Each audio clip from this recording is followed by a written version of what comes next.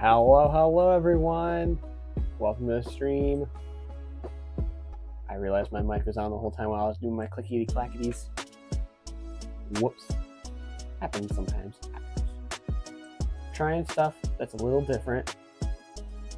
I have less of a view of the chats, but hopefully there's less processing in the background. I know we've been having issues of things crashing every couple hours, but I think I can still see chat at the very least. Just no feedback, or if it crashes, I have no clue this time. But because I have less of a view, like I said, hopefully there's less things running, less things being sent and being received on my end, trying to double view the stream, so to say. So hopefully this is better. I'm gonna have chats close by. There we go. I have the Kick on the pop out one, and I have Twitch on Streamlabs, so hopefully we can talk just fine. Back and forth. Get a little chitty chatty. Should I say? And then I have to move Kick out of the way to double check. Yes, my mic is on. Good. Good. We're learning. We're getting there. We'll see how this one runs. Hopefully, again, fingers crossed, no crashes. Of course, I say that and I'm jinxing myself probably right now, but hey, let's get to the building, shall we? So I got some, as you can see down below, what we're building. We are building the Master Emerald Shrine from Sonic Adventure 2. It's the second one. This was a request from a friend, so I'm going to be designing that, figuring out what they want for their build. They're not so much of a Lego builder, they just want a cool display for their Sonic stuff. So the moment they told me that, I started whipping up the octagon. It's an octagon. So we'll probably be playing around with a lot of experimentation today, seeing how we can accomplish that shape and make it not only presentable, but also not super expensive. We don't want to be using all these like ridiculously expensive bricks. I think at most the expensive piece would be some transparent dish for the ceiling, that nice lime green. Otherwise, I think we'll be able to settle with a lot of standard masonry and just try to use some techniques that really reduce expensive parts. Real quick, I need to pull up the images myself. You all have the reference image down below, but I did not pull that up myself. There's always something I miss. Always something. So let me see. Where did I start this? Hopefully I won't mess up the little montage we have down below, so you all get as much videos again. Snow Wolf, welcome. Welcome back to the stream. More building, more Lego. You said you were busy with your exams. How are those going? You're letting me be a distraction at a pivotal moment for you. Oh, where did I put this?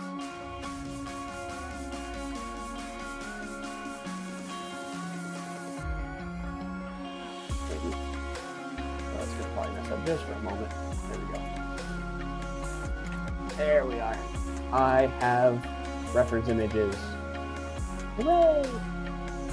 Hooray.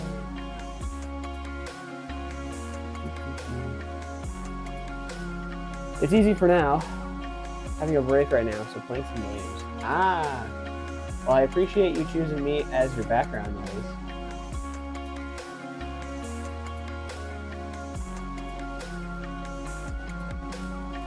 That it means quite a bit just to have one person just to bounce back and forth off of. Okay. So what sucks about these reference images is there's nothing of the floor itself. Very inconvenient, but I guess that gives us some freedom. Alright, I'm going to start with the wide shot image. So you get the whole structure in mind. All right. Okay, he said he wanted it roughly, I think it's about this size. He said about 7 inches across. Oh, today we are building the Emerald Shrine from Sonic Adventure 2. There's a request from a friend. He's not much of a builder, but he wanted a nice display for all of his Sonic figures and display, or sets. So he wanted the Emerald Shrine. And he has the one from the official set, but it's so skimpy and so tiny. He wants a nice big proper one. And so the information he gave me, he wants it roughly 7 inches, which I think it's about here. I know a base plate is 5 inches. Hold on. Oh. All right. So yeah, that's about 5. So we need to go about a couple bricks wider. Just a couple. But yeah, I had this pre-made octagon. Just start prototyping how we want to do the shapes. Some of these angles work well together, some don't. And there's always there's a bunch of these different cheap, I would call them cheap. They're pretty available in a lot of different shapes and sizes. You have this one, it's four studs along. And with 8 of those, you can easily get an octagon. And there's these larger, like, robot joints that they use for a lot of pre-made, easy to build mechs. So between those two, you can get some pretty quick and dirty octagons. It's just going to be a matter of trying to line that up with the edge of the bricks. So that'll be fun. Yeah, you have some in your boxes. Yes. It's just nice, quick, and dirty. Unfortunately, the math between the two is a little messy, so you can't use them both right away together. The little octagon piece, the 4 studs, that one has to be offset a plate or half a plate closer. And there's a whole bunch of awkward Lego math in there for that. So if we use both, we have to keep that in mind. But then, yeah, the thing we're going to need to focus on is getting it a little bit lighter. Just a wee bit. And then he wants that for the top. He wants 7 inches for the top, which would probably be closer to 9 to 11 inches at the base. So it's gonna get big, unfortunately. So much for keeping prices down. Yeah, it makes them. Yeah, just attach a bunch together and make a shuriken. It would be an easy physical Lego build. All right, so we need to start experimenting with snot going outwards, like I had here. But like I said, we need to get further out. So let me just grab a bunch of different snot bricks and things we can experiment with. We'll probably just have a big, bright and colorful build to start with until we can figure this out.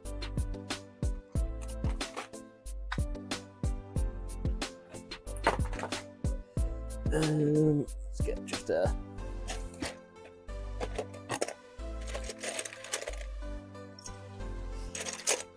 some regular 2x4 bricks. Just something to fill the gap.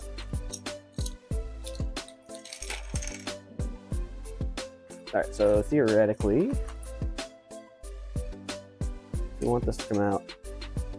Extra couple images. Unlimited box! Long time no see. What am I making? I am making the Master Emerald Shrine from Sonic Adventure 2. It was a request from a friend of mine. So we're going to be working on a lot of octagons today. See if we can get that shaping just right. Play around with a bunch of snot, see what we can do. But also try to keep it cost effective. He's not like a major Lego builder. So yeah. Yep. Unfortunately, yeah, no more, at the moment, no Instagram streams. So everything's been locked away. I had to remember to send out messages. I forgot to do that for the last day, but we'll, I'll see what I can do. Shape's looking spicy. Yes, yeah. Getting that perfect octagon. I already played around with some of the different wedge plates. The 3x6 and the 2x2 work pretty well together for this. Oh, whoops. Yeah, sorry if I didn't make that clear. I only did one little post for it. It happens. Sorry. Sorry.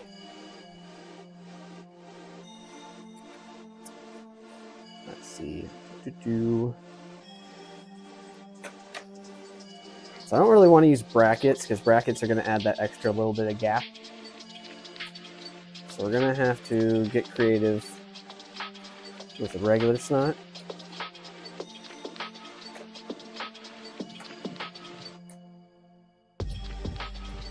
But yeah, the streams will continue.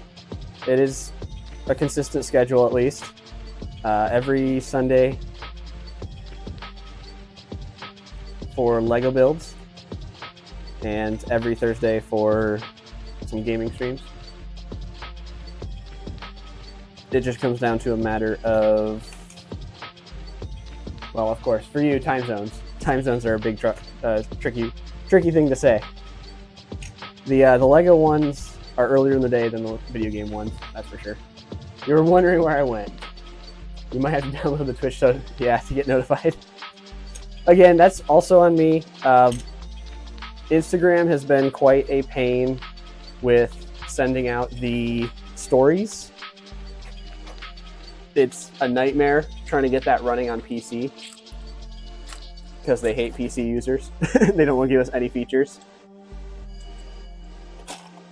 So I've been so drained and haven't had any motivation to do as many stories and keep people updated that way. It's a disaster.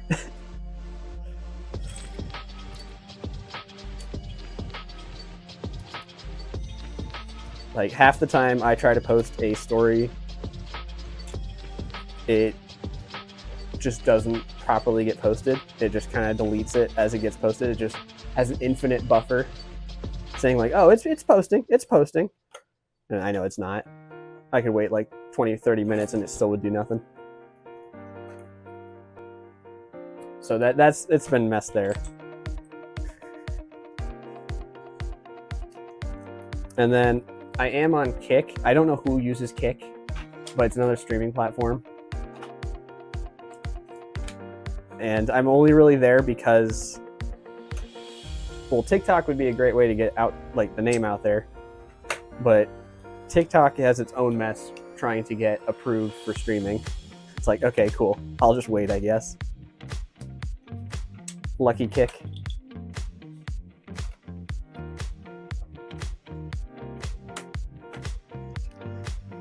Lucky them.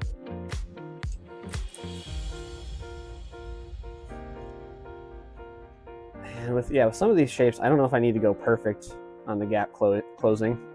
So I'd like to get rid of this slight gap here, but that might be too much effort for what this build is. And since this is all prototyping, eventually these plates will be the highest point.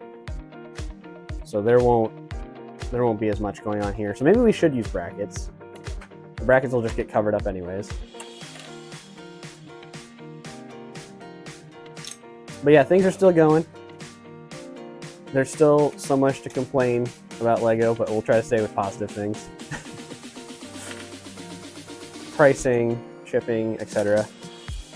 I did go through with purchasing a very large set just for one piece because I found it to be much more economical than trying to ship that one piece for like $80 across seas. There's very few Bricklink sellers that even have it right now, so I'm like, okay, I should just buy the full set, get the extra pieces, and call it good. So you might see me build that set on stream at some point.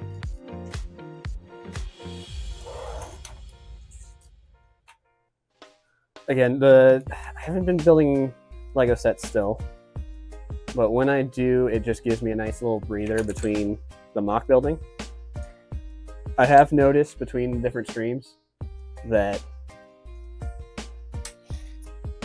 mock building is the hardest because I have to like not only come up with on the fly what you guys are seeing, but also come up with on the fly topics. Whereas if I was doing like a gaming stream, it's just like everything's there for you. The game provides the topics, the game provides the visuals. It just gives you everything you need to just keep running the stream smoothly. And then the set building streams is a happy medium because you keep your hands busy and you can just slowly whittle away at chat. So I have chosen the most difficult of streams to do with the mock building, but it's a challenge I'll take.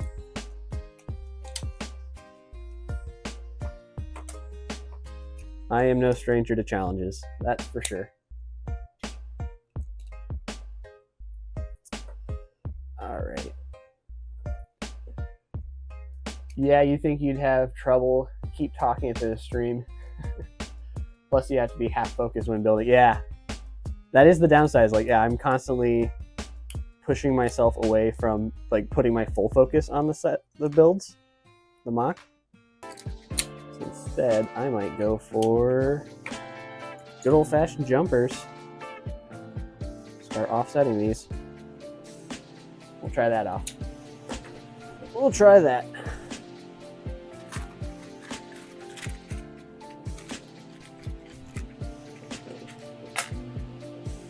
So yeah, just constant back and forth.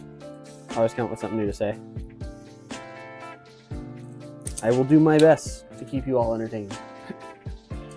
It's the least I can do for you all stopping by to support me.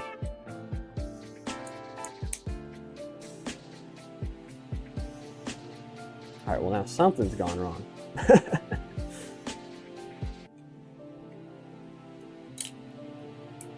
Can't wait for the spooky season to come around. I don't think I forgot the little teaser for the car. Yeah. I have too much planned for October. I do this every year though. Like I usually do Inktober, where every day is a different word prompt and I have to build something different. Last year was a fun one because I did the same thing, but with I made it all space themed, so I can continue my space stuff because I really want to do more of that. And so the overall prompts for Inktober last year were all like wilderness themed, so I had to mix wilderness themes with a lot of space theming. So that was fun. But I've been doing Inktober year in, year out. It's just a great way to get a bunch of builds out there. None of them are like my finest builds, but this year might be a little different. It's not Inktober, and I definitely put a lot more effort into all these builds. I'm only like 21, 22 in for the total 31 days. So wish me luck on getting those out in time.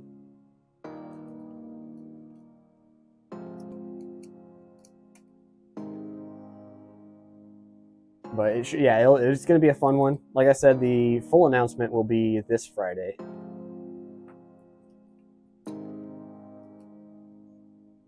So get ready for that. And yeah, you already got a little bit of behind the scenes for that. You know a little bit what's going on. And I'll be challenging you to that build as well. And you don't have to be like me doing 31 days of it, just because I've had prep time. Just to see if we can get like one person here and there to join in on the build and the fun of it. But again, all on the down low. All on the down low. Alright, so I'm trying to get this down and out just a hair so that it lines with the outer edge. And I thought the jumper should have done that, but it's not. Oh, I guess it's the slope. So what should this actually be? Just half play up and down, maybe? May have taken the wrong kind of jumper. Maybe.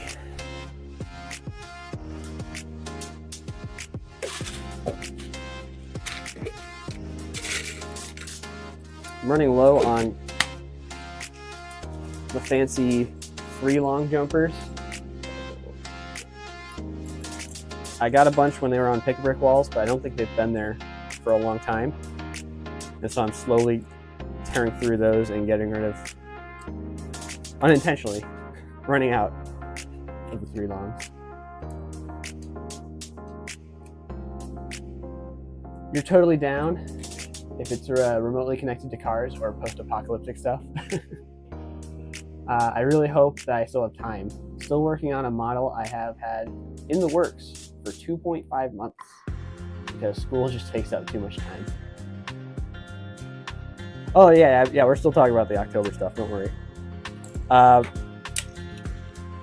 Unfortunately, no, it is not post-apocalyptic, but I will admit it is cars. It is cars.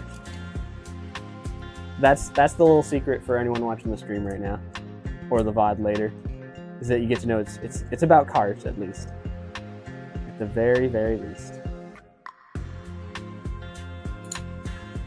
Okay, let me try mixing the snot chat together. Don't mix your snot. Not at home. Just doing it here for the offset. And even that wasn't a very good offset. Maybe I need to do it to both sides. One step at a time. I should have labeled this as an experimental stream.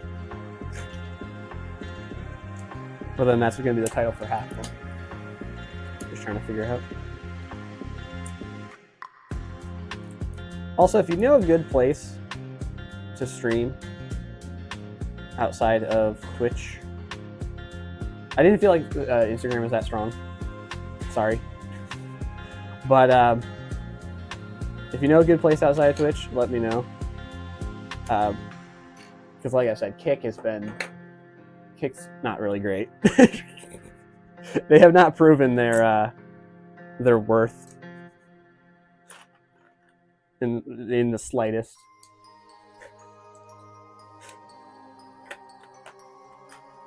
All right, there's parts everywhere now. Good old building. I do love the concept of just like every day I clean this desk back off and then it's a mess by the time we're done building. By the time we're done. Man, you're new to even watching streams in the first place. You're the only one you're watching. When you get reminded of the stream, you don't have any recommendation. That's fine. Again, I'll just coast with the secondary stream. It's not the biggest issue. Just a thought. Just a thought. And I love how these line up now. The problem is, if you can barely see that down here, there's a gap that is roughly a full plate. So that's not what we want. Not quite yet. It would be nice if I could just, put a plate here, but once we get to the bottom, well, hold on. There's ideas. There's ideas in motion. We might be onto something here. Problem is now I have to test how everything works together once it gets closer to the center. So we'll expand upon this idea and go with that for now. Disassemble my old octagon. And let me know if the stream crashes. I have no way to tell now because I turned off some stuff that hopefully will prevent it from crashing, but there is no way for me to tell because of that now. I'll keep this together. This is my little measuring tool that tells us the distance between this octagonal piece and this one. weird half plate offset. Just gonna set that off to the side for now.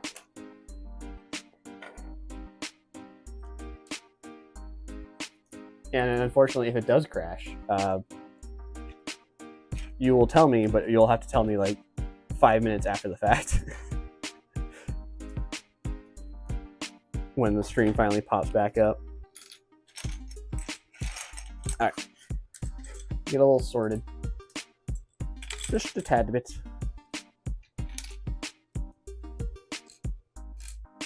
I guess what I should do is I should make a post on Instagram that just lays out the stream schedule for the foreseeable future. That way people just know. Just look at the schedule and you'll see, oh yeah, don't worry, I'm still streaming. Still going. Have not lost steam yet. Yet is always a keyword. But I'm going to do my darndest to keep this up. For community building, for motivation, and whatever else we can gain from it.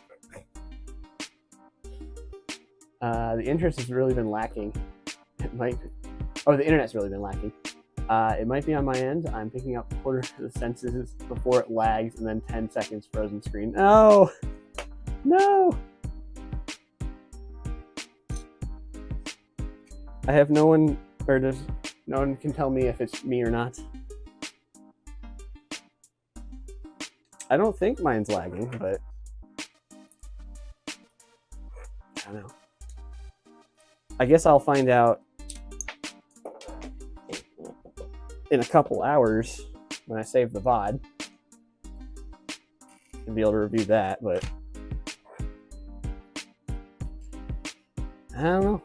I cannot say right now whether it's you or if it's me. I wouldn't want to do an internet test right now either, because that would probably really crash my system.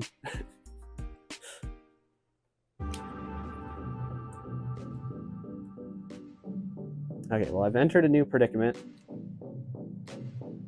that this outside doesn't have something that lines up with the plates. It's been running smoothly for 2 minutes now, so there's hope that the lag passes. Yeah. Maybe it's just a hiccup. Maybe just a hiccup, because don't want to deter you from watching. You want to keep watching and enjoying what you see. Alright, let me grab a couple specialty or pieces outside of what we currently have.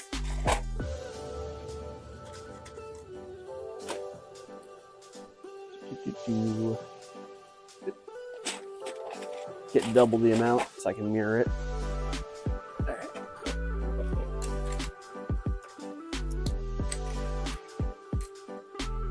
Alright. We'll use these. Oh, shoot. Alright, I had an idea and I failed miserably because there's not enough connection points. 1 more second. Let's get the right pieces for the right job.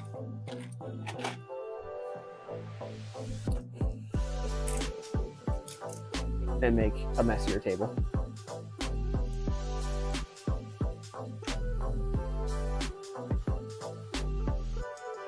And of course I undershoot it.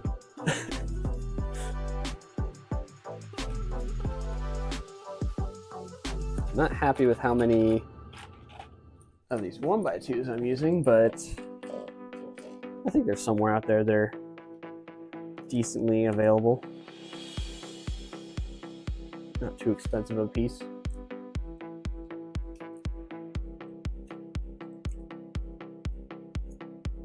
And we have that.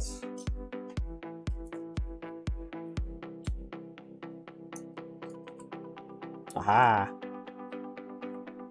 It's fitting together quite nicely. Okay, so let me swap some things around now. Oh, come on.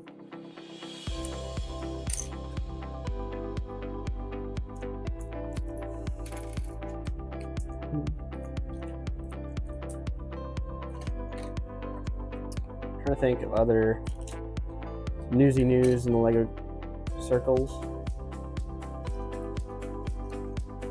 We are in quite a lull between big shows for the US.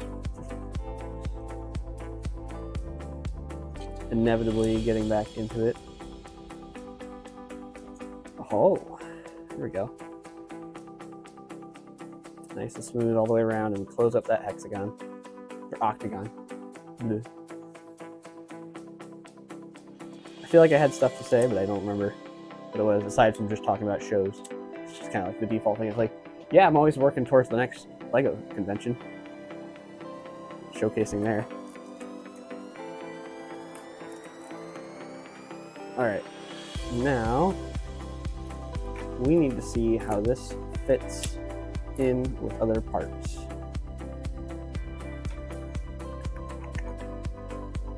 So it's time to duplicate everything I did. Again with feeling. I should just bring this drawer over at this point. Actually, let me just grab a stash I have down here. For my 2 wide snot bricks. I'll just keep an eye on that. See if they are on pick brick walls or whatnot. Like I said, I want to make this affordable for the guy. Not use too many specialized pieces.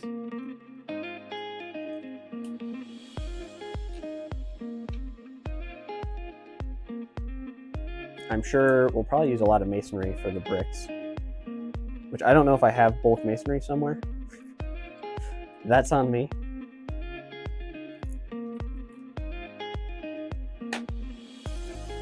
And at some point we can also pivot to studio, have that revved up in the background.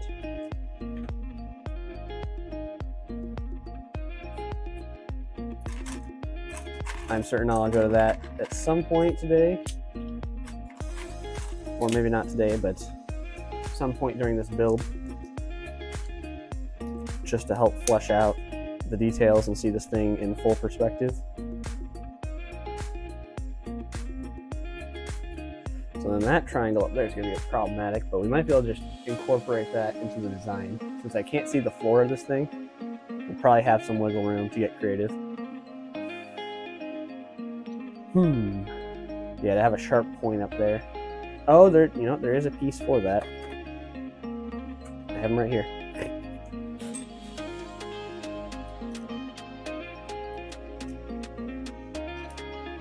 Something like that. And then also, I'm curious.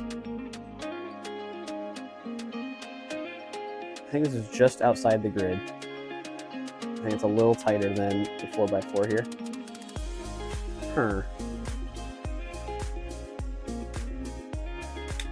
No harm in connecting it for now, but I don't think that's a legal connection.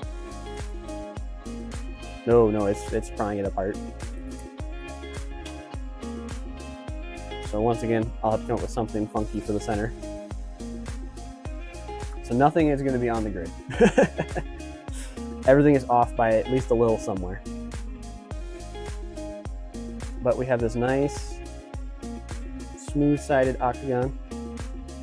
And my technique I'm going to use to fill in this area underneath is actually just to, if I can find some, just use more bricks and plates.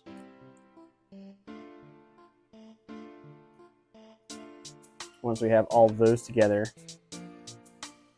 then it'll be flush with the next layer. And it'll be good. Just need to build a very thick group of plates here. It might be more effective to do that on the other side. Yeah, let's do that. Let's do that. Because instead of putting 4 plates on one side, let's just put 1 plate on the other side. Keep it from getting too out of hand.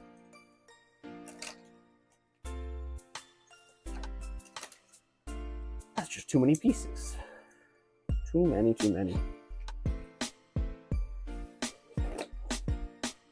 was doing good for a little bit to write down topics. And then I did jack all for this stream. The conversation points have been lost.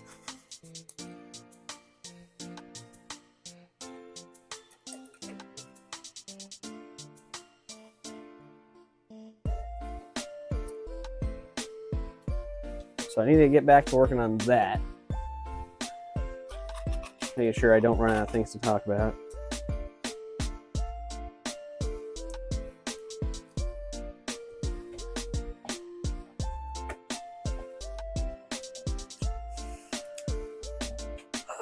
Wrong piece, wrong piece.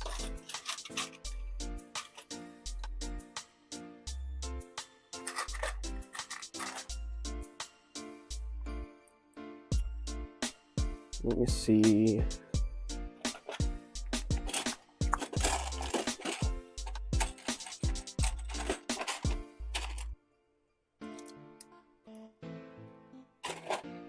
All right. Now we have our wedge. Connect it right on in here.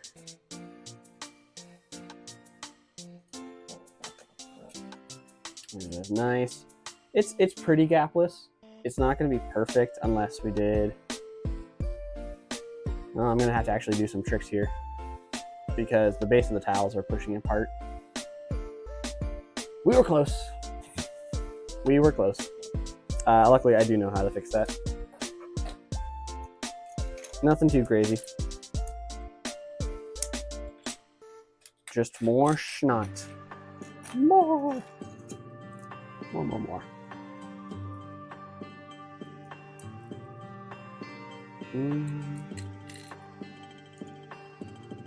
These. And then let's see what we can find for plates. We want some 2x2 plates. And to remove gaps, we're going to use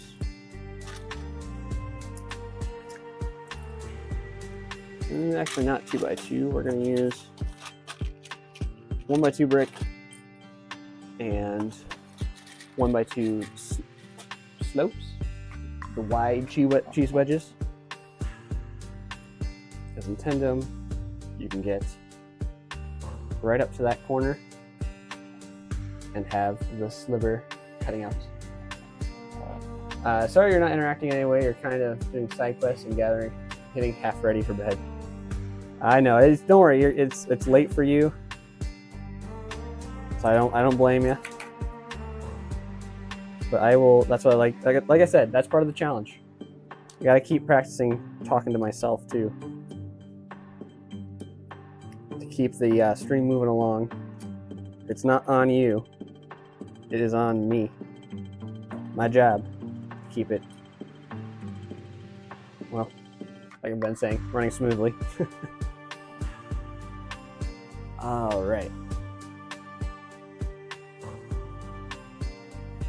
But yes, now the gap is even smaller. And we get that nice, smooth transition. I might do that for both sides. Because if I do it for both sides, then we get rid of even more gappage. But you are listening, yeah. You get to hear the wild ramblings of a madman.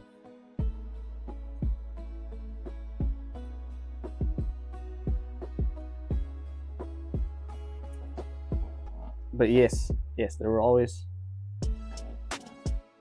I will always keep it going. I noticed though with the issue, now I did get away from using 5 extra plates here to bulk out that thickness, but I just remembered now, how do I fix the other side? That is the bigger issue, because it's stuck doing the tile to get flushed out. And to get that extra plate now is going to be nearly impossible unless I figure out some weird thing to do spacing with. So I've thrown myself into an even worse corner.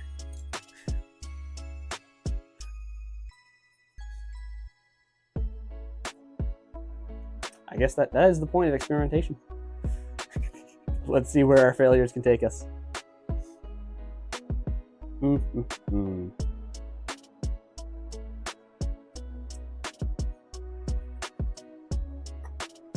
That's the part where I go silent and just think for a while.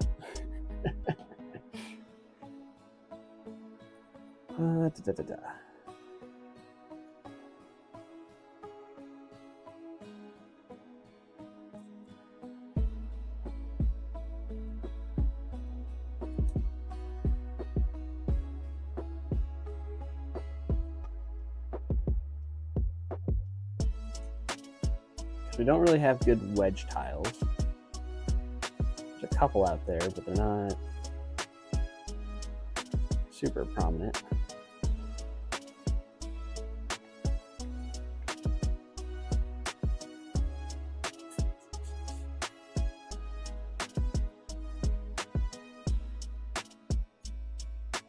Ah, yes. I guess since you're here this time, I'll bring up the topic of one of the reasons why I want to get away from Kick is that they have quite the infestation of bots that just pop up into your chat and advertise things. So that is such an ugly thing that I'm like, yeah, I'd rather not stream here. I can avoid it. So, just another reason to get away from Kick, but don't need to linger on the negativities. But that's what I'm doing here, because I can't figure it out. What do I need to do? What do I need to do?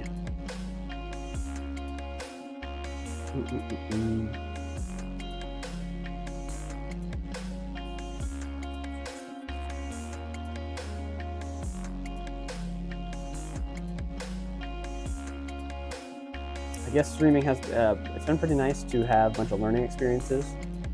I've had to do a lot of extra editing after the fact.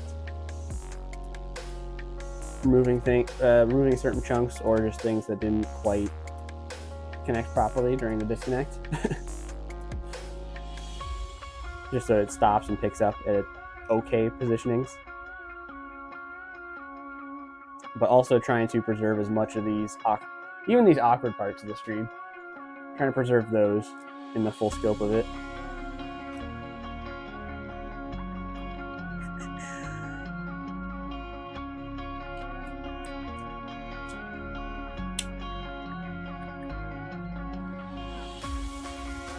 So I could add a tile layer here, but once we do that, it's going to be pretty obnoxious to reconnect everything, or to have everything line up continuously all the way down the side of the building. So I'm never going to be able to put full bricks here. So we might... might also have to go with paneling instead, because it kind of slopes outwards in the shrine. It's not completely flat on the side, so I might have to scrap all this just to start trying some differences. Say you got really invested in a video called "One Liberal versus 20 Trump Supporters." It's really funny and quite weird to watch.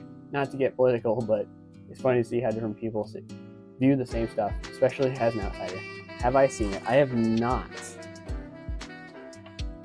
I'm guessing it's in support of the one liberal.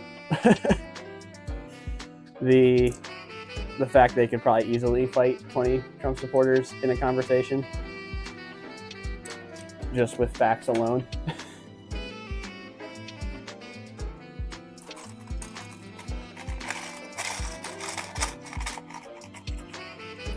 But I definitely have been. We can talk a little bit of politics, not on like super politics side, but some of the ripple effects from it. I have been watching a lot more Stephen Colbert recently than I used to. I've always loved his show. I always come back to it every so often, but I've really been watching it now because the whole censorship, and now like they're trying to. Stephen Colbert is fired from his job, but he gets like a whole nother year to do his show, which is great because now he's got like extra freedom to be like, CBS sucks and Trump sucks, and he can just keep laying in on that even more than usual. But it's gotten worse because now they took who is it, Jimmy Kimmel off the air for a comment that barely had any effect. No, it's actually quite both-sided, you'd say. It has a hard podcast vibe, just a tad bit more heretic. Or hectic, sorry. A bit more hectic. I mean, it sounds like you say it's one side, or kind of both-sided, but the fact that it takes 20 Trump supporters to go up against one liberal does feel one-sided. Unless both parties speak their mind, that's good. That's good. There needs to be communication at the very least.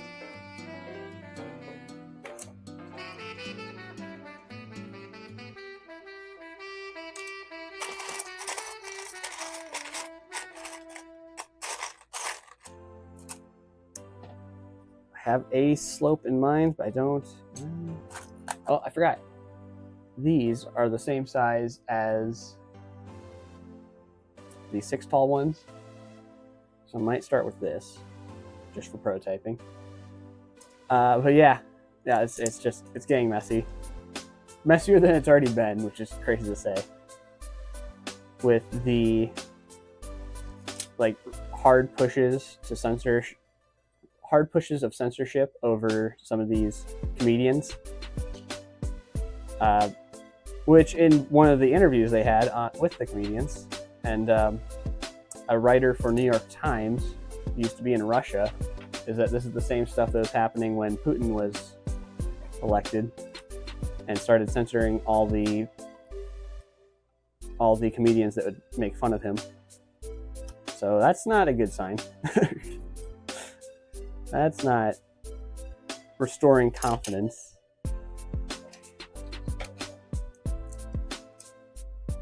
Not confidence, but that's not very reassuring.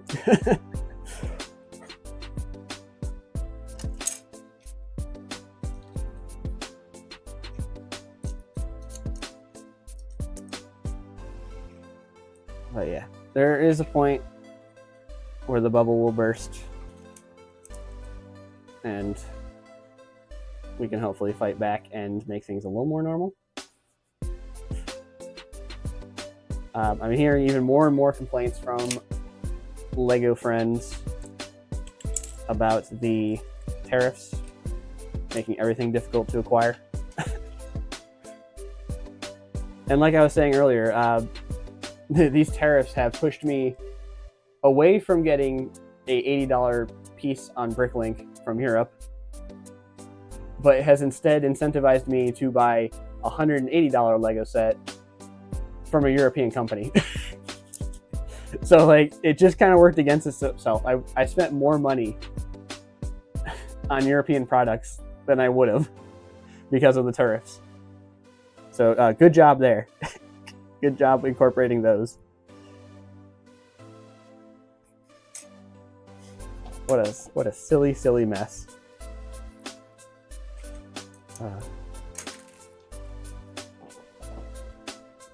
I think that's where we'll leave the politics for the day.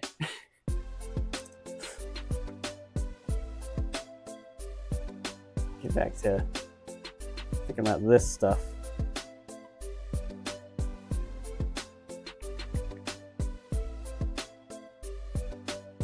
You don't want to sound too judging of America.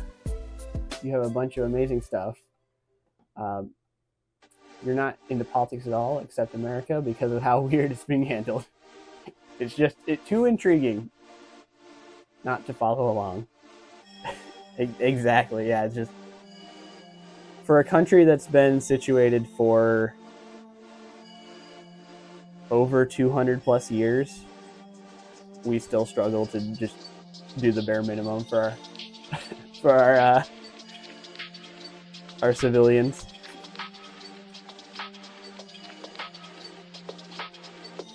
But yeah, we'll leave it there. We'll leave it there.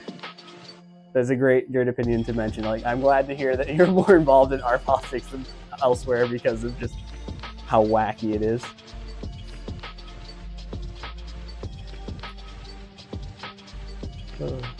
I say there's so much more I could rattle off, but yeah, we'll calm it down for this stream. We'll calm it down. Okay. So I need to get some weird Technic and angle stuff in here. So that way we can just try to start getting these low. Also, these bigger triangles, I'm not planning to use these in the end. I just know I do not have any of the half-sized ones, the 2x6 wedges. So we're just going to go with the big ones for now because they're the same angle.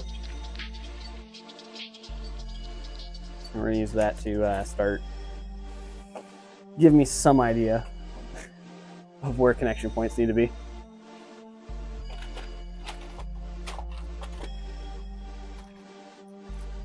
First thing that comes to mind is some of these newer Technic plates.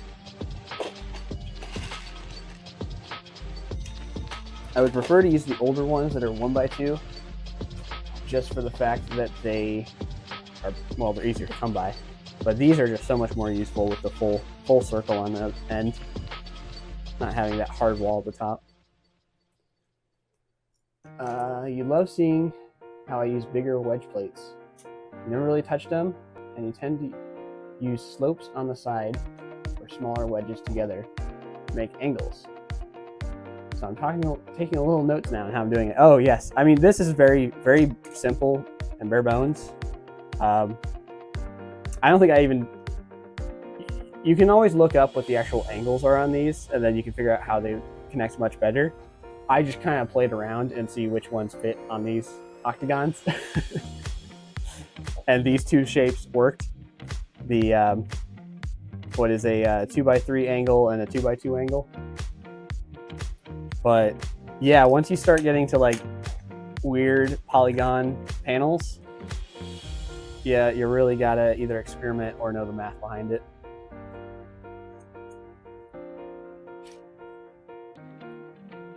Also, Lego triangles are so satisfying when they work, but such a headache when they don't.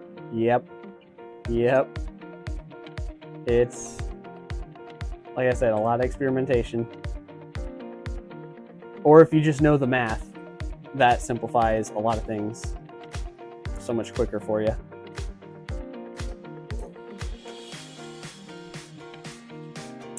Someone that does an excellent job with paneling. There's some builders out there that build like Star Wars helmets, but the one that comes to my mind, and he doesn't even have to do it perfectly, it's a great example of just start putting them down and you get some good angles, is Moto build. I don't know, I think it's just called Moto. But he does like lion heads and cat heads and other creatures, and he does such an excellent job of using a bunch of triangle shaped plates, and that alongside of mixel joints, just lathering mixel joints and getting the angles he wants. You wish you could take Lego math classes online. Someone has to sell a class on triangles and make a bunch of bucks on it. I mean, if you want some of the bare minimum, there are articles on, I think it was Brick Nerd? I think Brick Nerd did the articles on a lot of the Lego triangles and how we're incorporating a lot of 3, 4, 5 and right angle triangles in builds now. One of the biggest ones of note recently was that really kind of kicked that off in the community, was the boutique hotel. It has a lot of funky angles going in it for a Lego set, and that's very impressive. Because yeah, you have to make it still compatible for a average builder to work on it. So like I've been able to get this angle that now kind of transitions into the plates that are on the grid. But the issue with this design is that now it does not line up properly with the other angle. So I'll have to really rework this. Yeah, hard to integrate into models. It's a lot of trial and error. I've done a good bit of trial and error, but even then, you still gotta play it by build. Things are going to be constantly changing. The one I've had a lot of experience with is if you've seen my diner build. There is nothing that's on the grid in that design. Everything from floor to top and between, there is some weird angle going on, up, down, all around. But that was the fun of the build, was that I was able to just really see what kind of weird triangles I could incorporate. Kind of how like the main tower has the hourglass shape in it.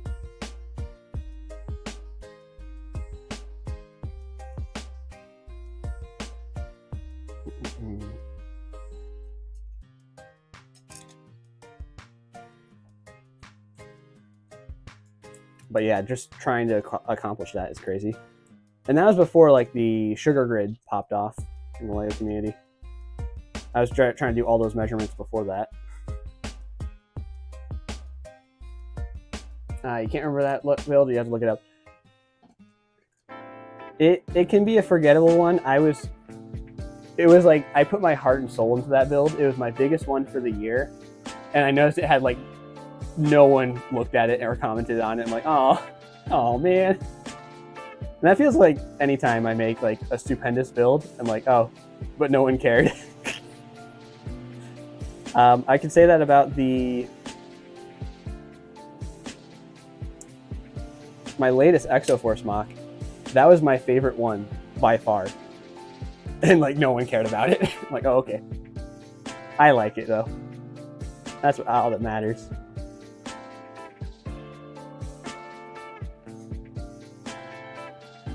As long as you had fun building it.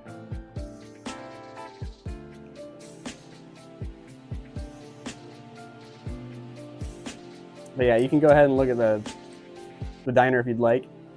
It's the walls angle in and then angle back out, while also being like a teardrop shape for the floor layout of the building. It's a lot. But you can see also when you get to that many different shapes and stuff, the mess that appears. The round part of the lower part of the building, there's so many weird gaps and stuff that I just did what I could with wedge plates and called it good. It was not worth the headaches of trying to perfect every angle on that.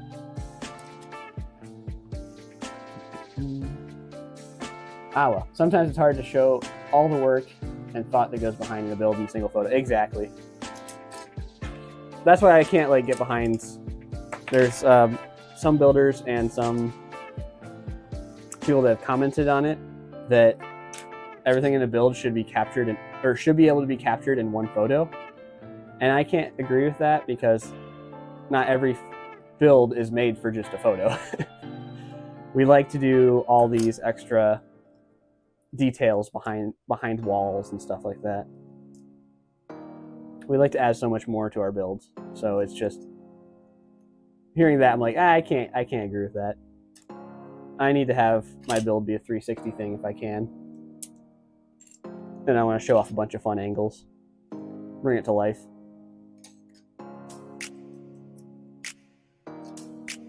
Let's see.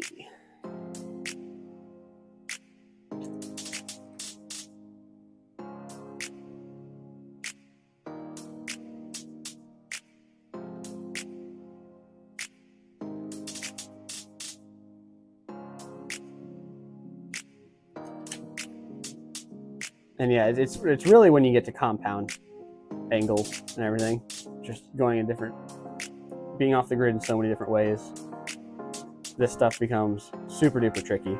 Because it's one thing to do a triangle on like a floor plane, but it's another thing to do a triangle that's the floor plane, the wall, and the other wall, all directions. Space diner, it is a space diner. Like I said, I'll keep mentioning it. I love doing space the most. I want that to be my main thing, but I've just been branching out so much now that whatever pops up, pops up. The inward bending panorama windows are incredible. Thank you, thank you. Yeah, that was the main center core of it. Starting off with those windows and going from there. I worked on that one for a little over, probably about a year and a half.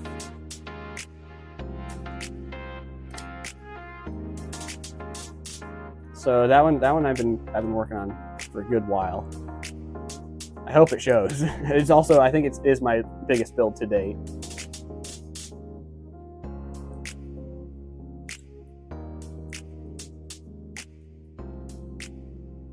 So yeah, tricky things like that. But you want to incorporate fun angles and stuff like that, so it can be a little eye-catching. I'm trying to remember, it won Best Big Building in Omaha. And I don't remember if it won anything in Chicago. I think it did. At least people in person really enjoyed it.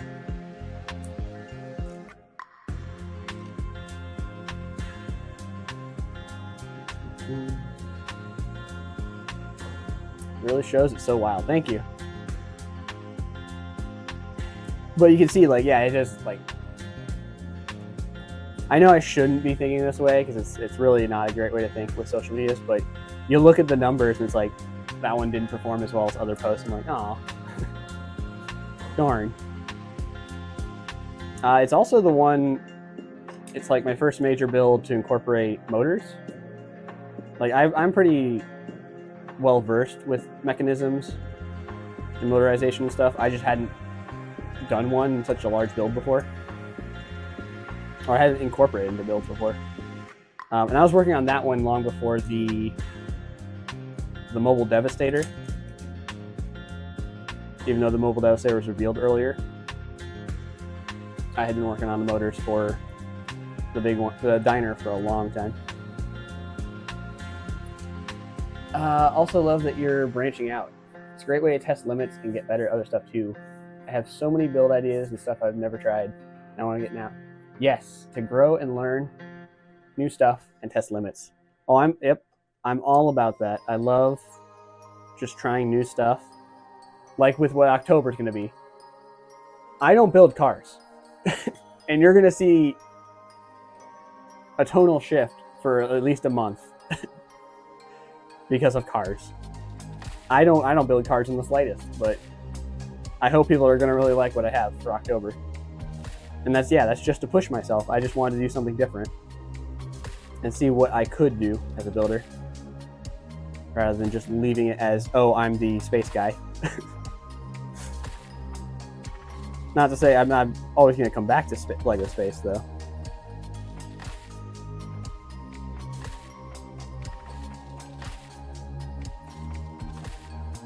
You're so ready for October. I know, I've been so ready for October. Like, I'm so excited to post that stuff. I always have so much, like, ready to go. Like, the last 3 Exoforce mechs that I posted, they've been done since roughly June. And I had to wait so long to post them because I don't want to overload it. I want to do one a month.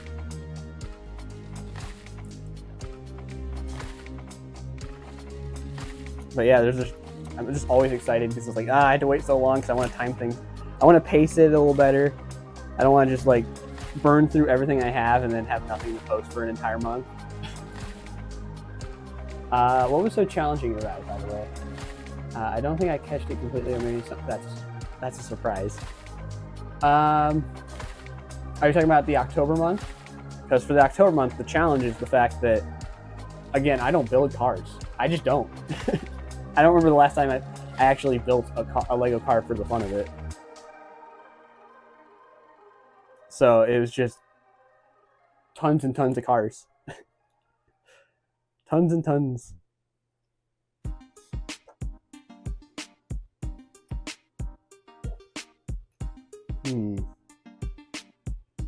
Yeah, see, I've just been stumped here at this angle for so long. That's how much of them. That's how annoying they can be. It's like, it shouldn't be that hard, but it is. It is.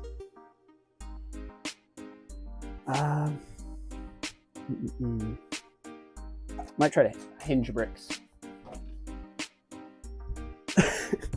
See, you're slowly squeezing out extra information out of me. But again, that's our little secret on the stream.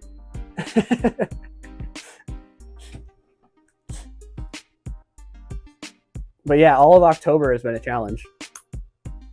And what sucks is that I've been planning, well, I started doing it as a challenge because the capstone build, the one that will be the very last one, I've been working on that for months.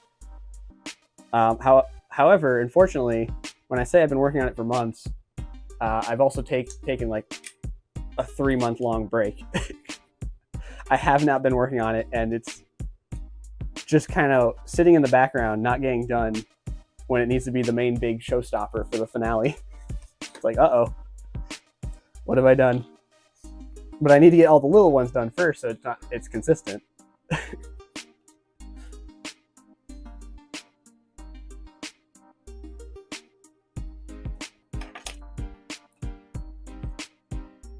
But yeah, even that one will be a different challenge compared to all the little ones.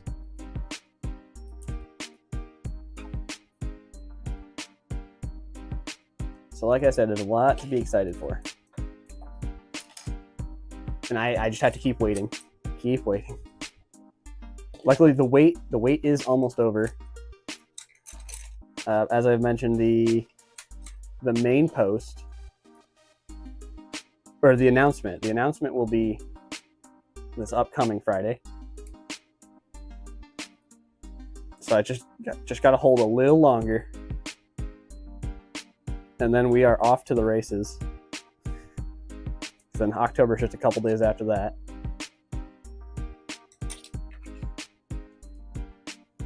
Let me get a 1x6. I have parts that are taking up too much space. But yeah, just another new challenge.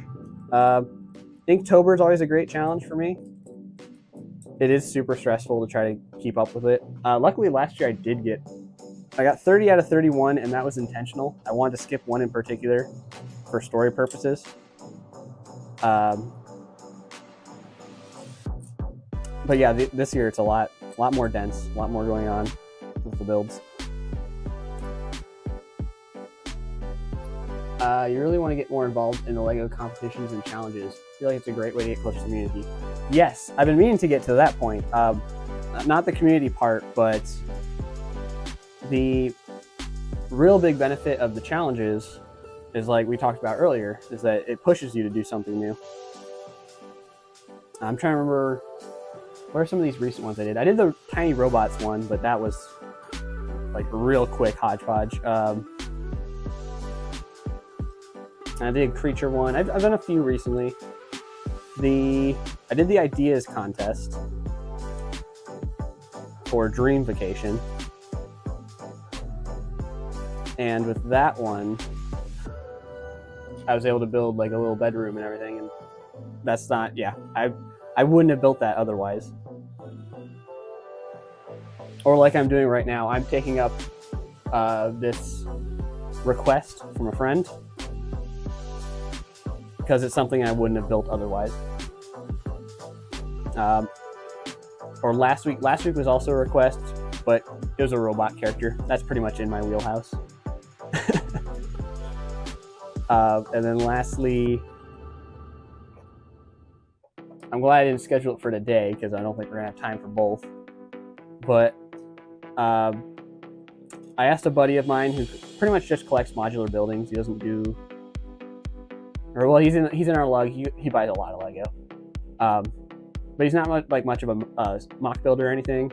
And I asked him what would be a set you would want as a rebrickable model, and he gave me a really cool friend set to do it. And I'm like, all right, well, he told me of a friend set. I'm gonna do it digitally because I don't have the set, but I'm gonna turn a friend set into a modular for him, and that'll be a really fun challenge. We might get to that next week, or we might run out of time before October.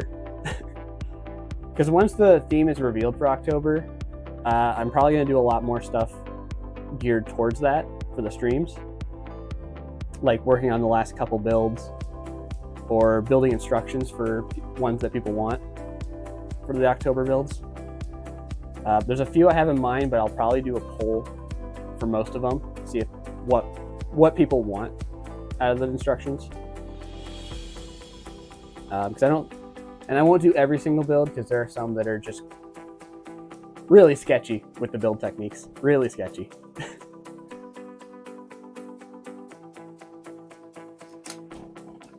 All right. Another thing, when you're trying to do all these wacky angles, you gotta experiment with your different hinge plates, bricks, Technic, etc. Just different methods of getting the hinge, because they all have their weird, slightly different spacing.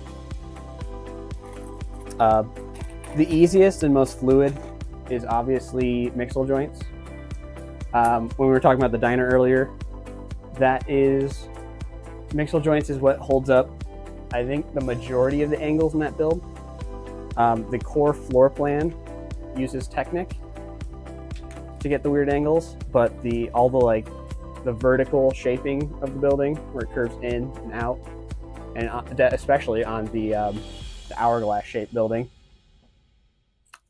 most of that is all mixel joints. It just really makes it that much easier. So mixel joints, I'd say, is like a good starting point. And then if you can get more advanced with the other kinds of hinges, then that might be the good way to go.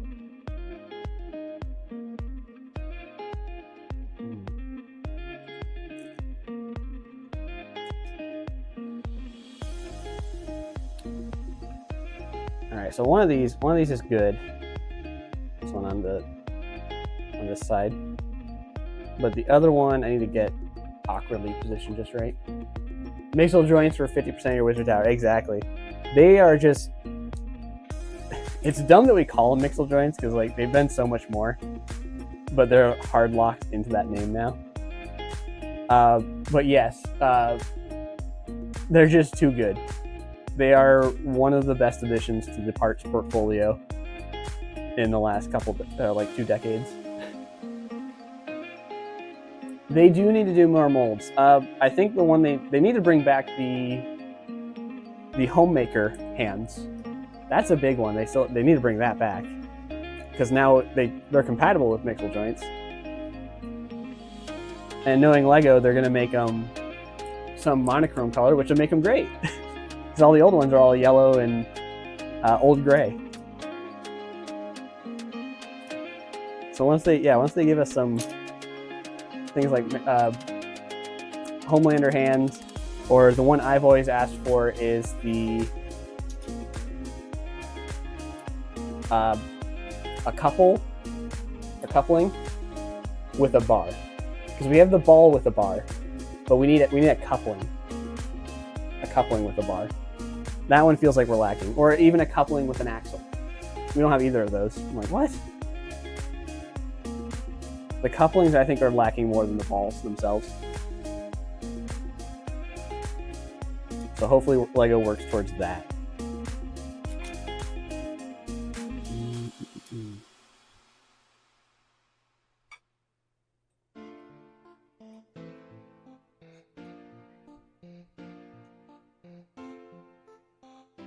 But yeah, mixels were they were too good. I remember when those launched, I bought several mixel sets just for parts. I wish that was still a theme, because they were part packs. that's all I cared about. And then, yeah, they introduced the mixel joint, so it's like, oh, this is a dream everywhere. You had a couple of those, yeah, but they're a bit tight when used with mixel joints, but they might work. You definitely need a new version. Yeah, if they do bring it back, it's going to be a new mold. So I don't think it'll be as tight. It won't be as much of an issue. But just something in that vein, like, they can still bring it back as a reference mold. The same way the goat mold was destroyed. So the new goat is actually a new mold, even though it looks identical. They just redid it. Okay. Starting to have ideas on how to take this on. Like I said, the one angle is good now. It just comes down to how do I integrate the other.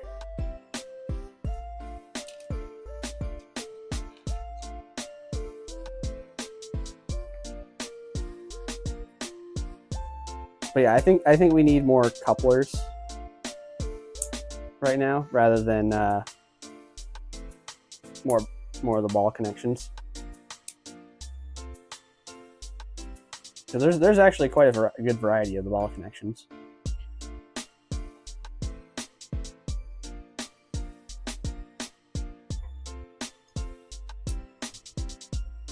Like I said, the bar one is really nice. And I think there's the triple-sided one. That one's cool. I like that one a lot too. There's the newer ball connection.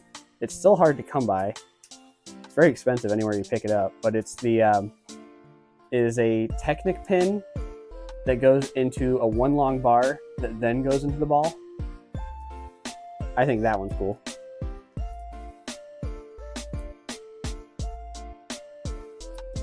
You should really get some sleep. You've been in bed for a while, and your bearded dragon is already cold, out cold. I think he wants to get some rest too. Yep. Yeah, don't have me hold you back. Again, if you ever want to catch what you missed, these builds will always be eventually posted. The Kirby one I did won't be posted until like November, just for timing. Probably same for this one eventually. But if you just want to catch the VODs, those are posted not on Instagram. I stopped, since I'm not streaming on Instagram, I'm not posting them there. And the official VODs are posted up on TE VODs on YouTube. If you ever want to see some of the videos you missed. Otherwise, my plan is to eventually start posting highlights on Instagram and TikTok, but it's a lot of editing, and I just want to get to October first. Triple-sided mixel joints are funky. Technic pick one hasn't been as useful for you. It has its uses. I picked up 4 or so because I just think it's interesting to have that extra little spacer. Not the most necessary, but again, they made it, so might as well use it. Looking forward to more smooth angles in a finished product sometime in the future. Yes. Yeah. This one, yeah, this is just an experimental stream, really. I'm so close with this one. Like every build I do, it's always just so close. But it's got a gap no matter which way I put it. Well, you go ahead and get yourself some rest. There's always going to be more Lego, more fun stuff.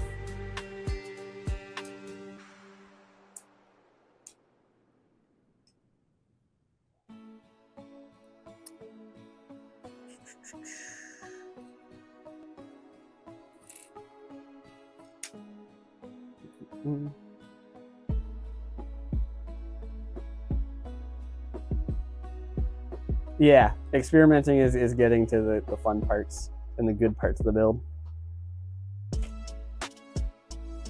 But it's also probably the least entertaining and enjoyable for anyone else watching. Like, well, too bad, so sad. It's necessary. The alternative was one of the previous builds I did, the robot for another request. I need to make instructions for that, but I also need to make it just a little more secure. His arms just pop right off. And I think he can hold his weight, but I haven't tested. So it was either build live on stream or do instructions.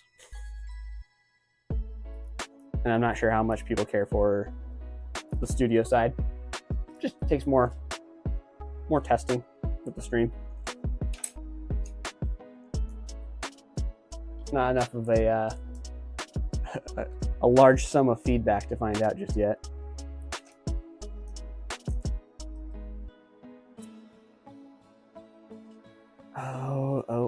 Oh.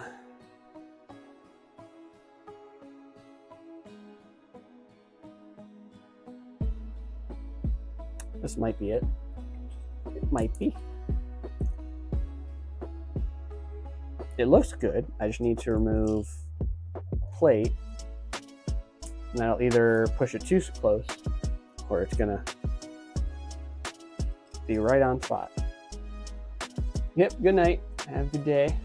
Download Twitch now so you get the notification. You'll be tapping in more in the future. That's good to hear. See you later. All right, yeah, you take care of yourself. Have yourself a great evening. Until next time. There's always, like I said, there's always more Lego. We'll have more to do. More to share. And more fun. Good night. Catch you next time.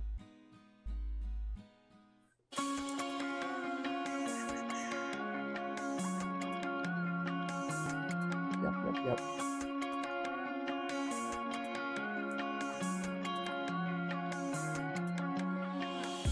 And Snow Wolf, I hope all this talking hasn't scared you away. I know I was in a quiet conversation with Unlimited Mox. He's a good buddy on Instagram. Makes some awesome stuff too.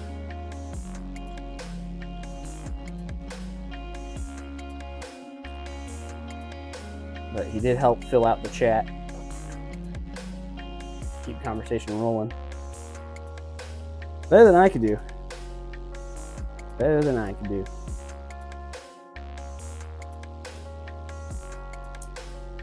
Oh, so I don't like this. This is the overlap. But I'm not sure if I have much of a choice. I guess what I could do is I could boost up the other side. See if that fills up the gap just a little better. That's not too shabby. It's still a little off. And I do have this gap up here now. But this is a lot better.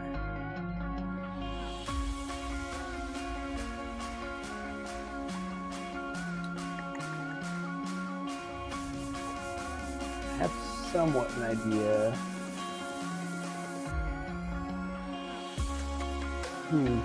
Now I'm looking at my reference image. If this is going to be about 6 studs tall, then the top 2 studs or so need to be dedicated to that grill pattern.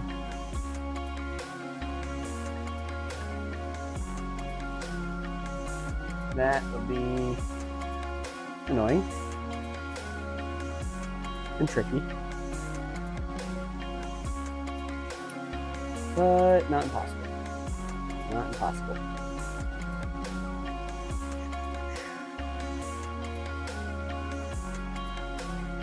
I'm thinking about putting a grill plate here that has just like half a plate of overlap,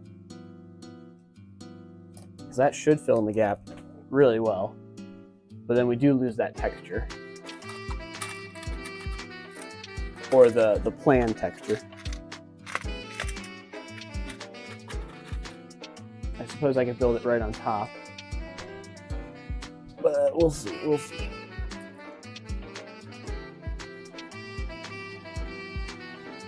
Yeah, that does close up the gap pretty well.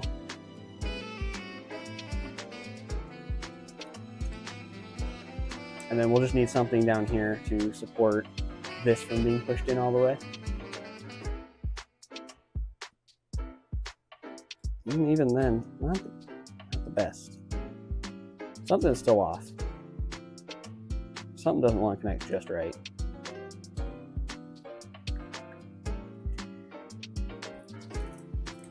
So I might try raising it up.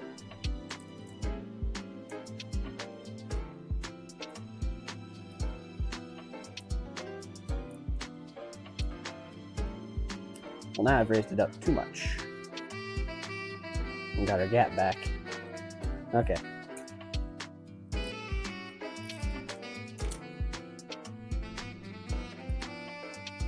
So we want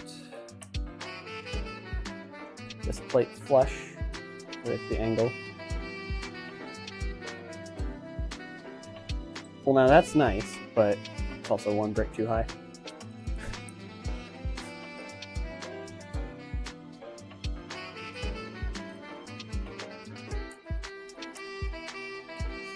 And these stud connections are not strongest.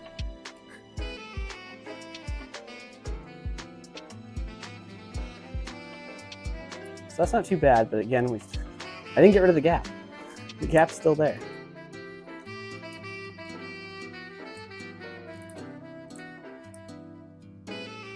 And that doesn't close it. That just leaves it. That just lowers the gap. That's not what we want. Not at all.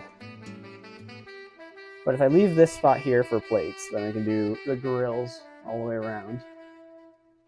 Probably do those with tan grills. Don't know how common those are, but better than nothing. I am thinking might not work on the corner. No, it won't work on the corner, but we might be able to fill up the gaps elsewhere. Something, if I can get connected, jeez. Like that. Is that too, that's now too much. Now it's pushing down on the hinge. Although it does lock the hinge in place. Maybe that's what we go with. And then from there, I'd have to redesign the other side a bit. It's an option. It's an option.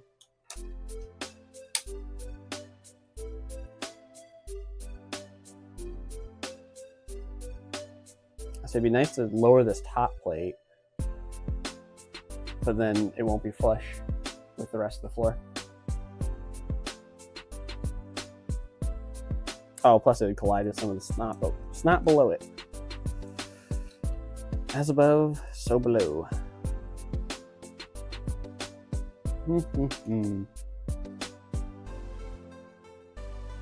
What can we do to fill in that gap? Have an extra plate stick out? Maybe? Maybe. That could be the play, actually. I don't know how it'd be connected up top, but certainly couldn't hurt.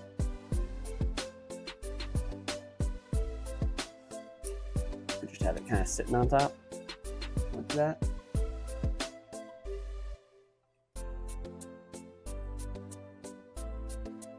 Yeah, I think we go with that. At least for now, just to have a little bit of closure on that part of the build.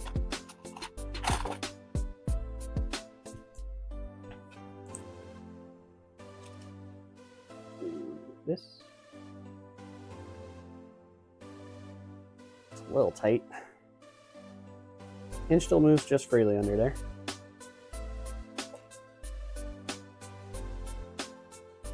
I will need to look up later if this color, or this, the 2x6 wedge plate comes in dark tan. That'd probably be best for the brick style, the brick look. I don't really like how this is, but like I said, that might be our only option at the moment. And I do want to check one more thing, see if we can smooth out the top just a little.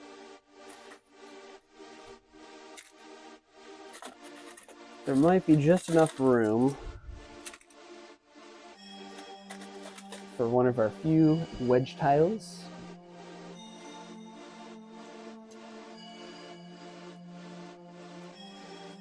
It won't completely close up the gap, but it definitely makes it look a lot nicer right there. 45 degree.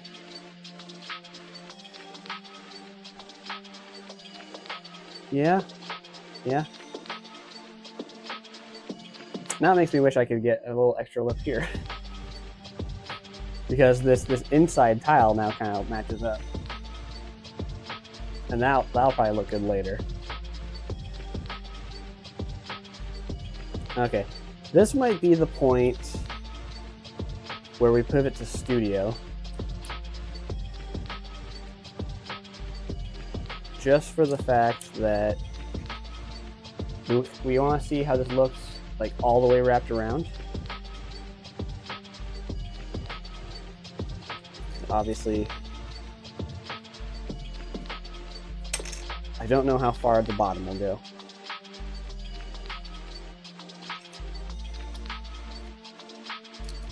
Because as it stands right now, I mean, yeah, that's pretty tall. How many bricks I had to put there, just so it's not going to hit the floor. But that is no way to tell when we do just the 6 studs. I'm just going to do this so I can stand it upright for my own visual.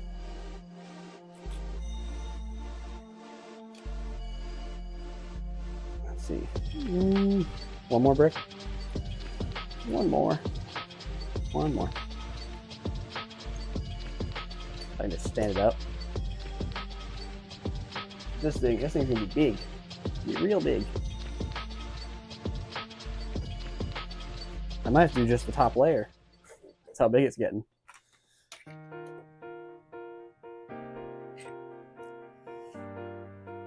He wanted the full pyramid structure. And I might have to do just the very top half because 7 inches is a lot when it comes to making a big octagon in Lego. Let me double check my space. Oh, I guess it's to be closer to 8 inches. This is roughly 5. Right? Yeah, because a full base plate is 10 by 10. This is about 5 inches. This is probably 1 1/4. Close to 7. Close to 7 for the top base. But this thing's gonna be massive. So let's get Studio up and running. We're also gonna find out if Studio is the culprit for why the streams crash. I think it was the multiple viewports for the stream. He thinks. But we're just gonna find out the hard way here.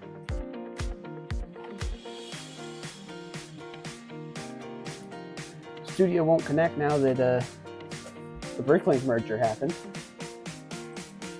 They'll probably work on that. Oh yeah, it's 6. Alright, and then let me get my imagery back. I have to shrink it a little bit so I don't take up all the chat.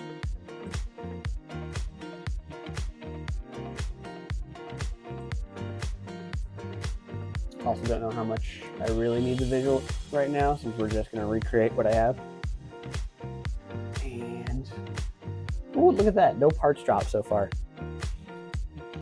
I've been doing all right. Okay, let us get switched on over. Shibuya, there we go. Look at that. And then let me get my chats back up. My chitty chatters. Chat. Rat-tat-tat. Beautiful. Beautiful. All right, so now we're gonna start recreating what I had on the table. So everything you all just saw me build, I'm gonna build again, but it's gonna look prettier this time. It's gonna look a heck of a lot prettier. Ooh.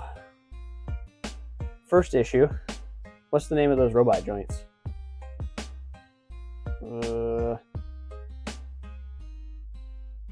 22.5? No, it's not half 45? Okay. Oh. Octagons. Any octagons? No? Okay. What is it considered? Is it considered a 2x2 plate? It's like 2/3 tall. There it is. Plate modified 2x6 by 2/3 bent. That's a name. That's a name. Let me also switch this to dark tan. That's going to be most of our colors. This will be buried, so we will do it. It says bright light orange is the cheapest. Kind of disagree, so I'm going to make it dark gray. Dark bluish gray. Alright, we're going to make our octagon. That's what we're going to start with. And of course, it's not going to want to cooperate just right. Alright. Let's get these out. Copy, we're going to rotate. Nope, let's do copy and mirror.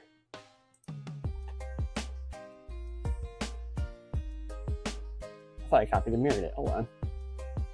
What happened? What happened?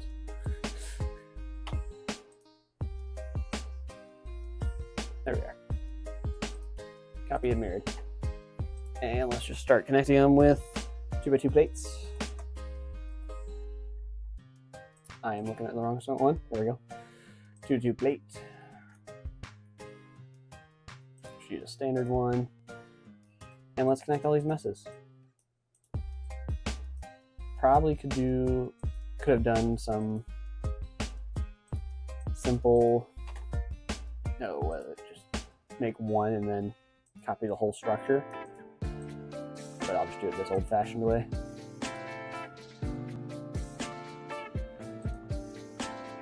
Okay, all right. Studio's already doing the freaky deaky.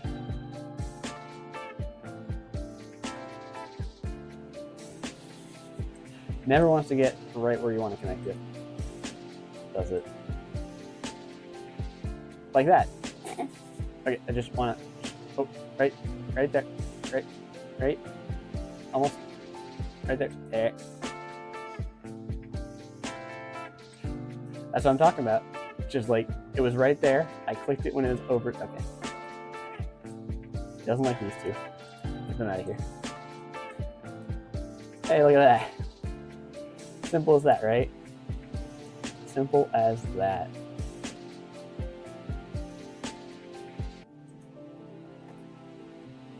Okay. I'm gonna do that. I'm gonna do this. Look at this. Look at this. Going connect. Just fine. Just fine. I know there's a connect tool. I'm not going to use the connect tools. It's a simple connection. All right, we got our octagon rebuilt. Now we have a bunch of funky snot bricks. So we'll start with those. Alternating. Or does it need to alternate anymore? I don't think it does. I think we can just do 1x4 snot. And go with that.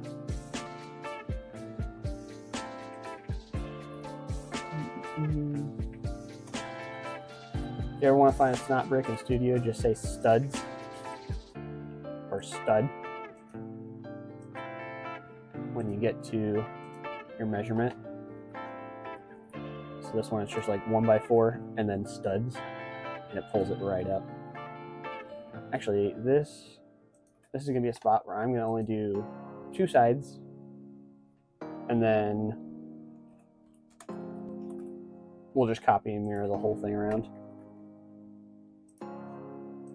And since these are internal pieces, we're just going to go off of what Studio says is the cheapest variant.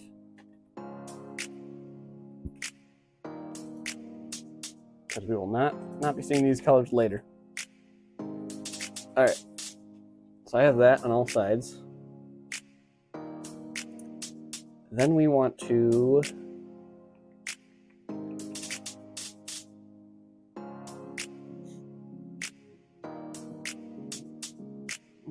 we're going to do a 1x6 plate on every other. And this is where they're going to start to deviate. First off, 1x4 plates for 1 and 1x6 plates. And this is how we will start to identify which one is which. For structural stability, at least on the physical model, Studio won't really be able to help. But we are going to do a 2x4 brick.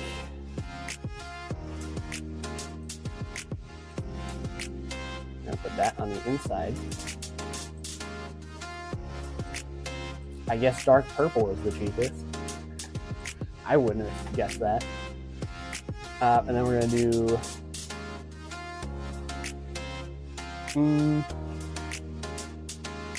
a 2x4 tile. I'll block those together.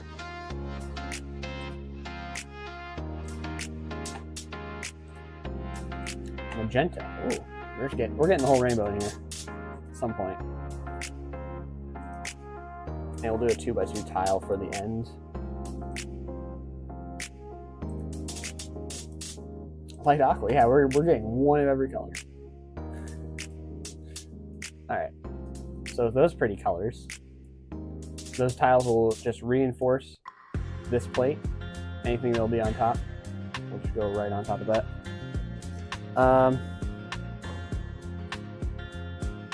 The tricky part is that I've already started to layer multiple plates.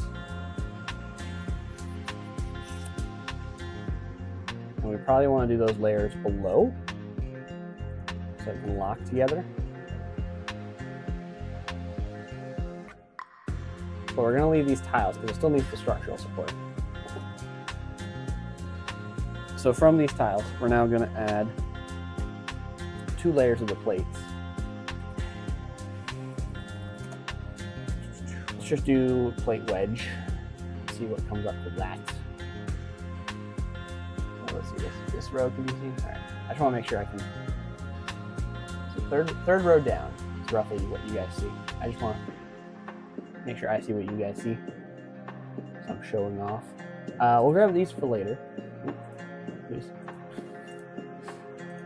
Because those are going to be our side walls. And then for the tops, we need this bad boy. Those two, and then we want some smaller variants, such as these. Oh. And these. We're getting a lot of plates.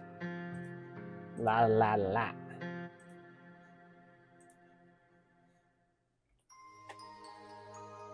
Okay, so for the longer ones, I'm going to start off with these 2 and a pair of these. That'll be 1 triangle. Oop. Plate. Move some stuff out of the way. And then for our short triangle, we'll want 2 of these and 2 of these. I don't think we need the short 2x2 wedges that I set off to the side. So I believe these are our 2 triangles. And to secure them, let us use, I don't really want to use more of these big plates, but I might have to.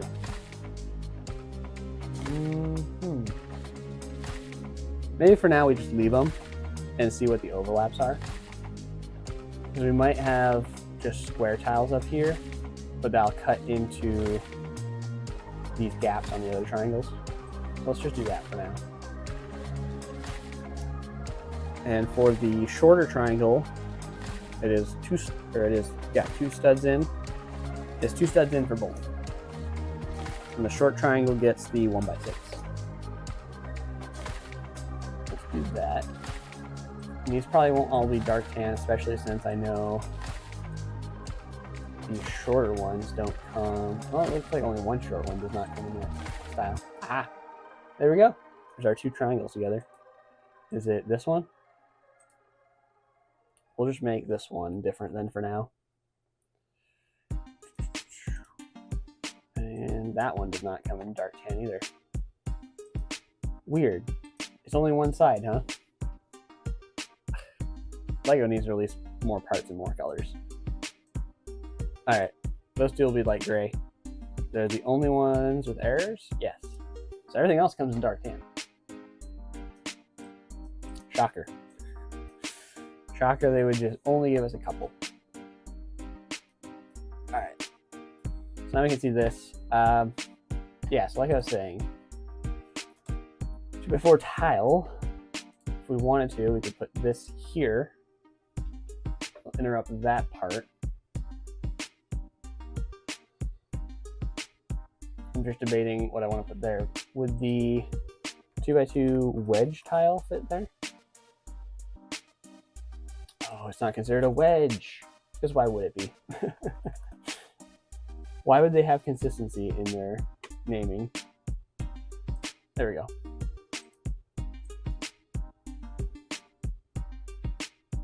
That's pretty tight. Oh, actually. Well, according to Studio, there is a tiny, tiny gap between these 2. I don't know if I want to take Studio's word for it, but it is the same tiny gap that's between these 2, so I might leave it. I might just leave that for now, because it doesn't link these all together. This piece does come in dark tan, so we're just going to do that for stability. And we might alternate these squares. Ooh, that one won't go there. For the brick pattern, that won't work.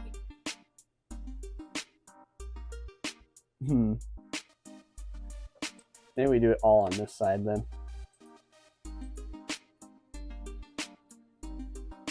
Well, it was consistent for one brick, which means it's not consistent at all. That'll probably be hitting that stud.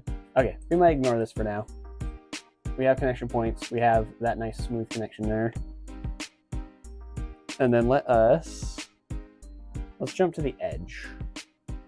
Living on the edge. So we can do this brick right here. I guess we can consider this like a center ring.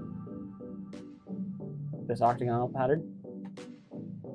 Although I'll need to add a little bit more to connect these. Maybe not. Maybe not. Let's get 2x6 plates in there to fill in that gap. I might be overthinking it with those.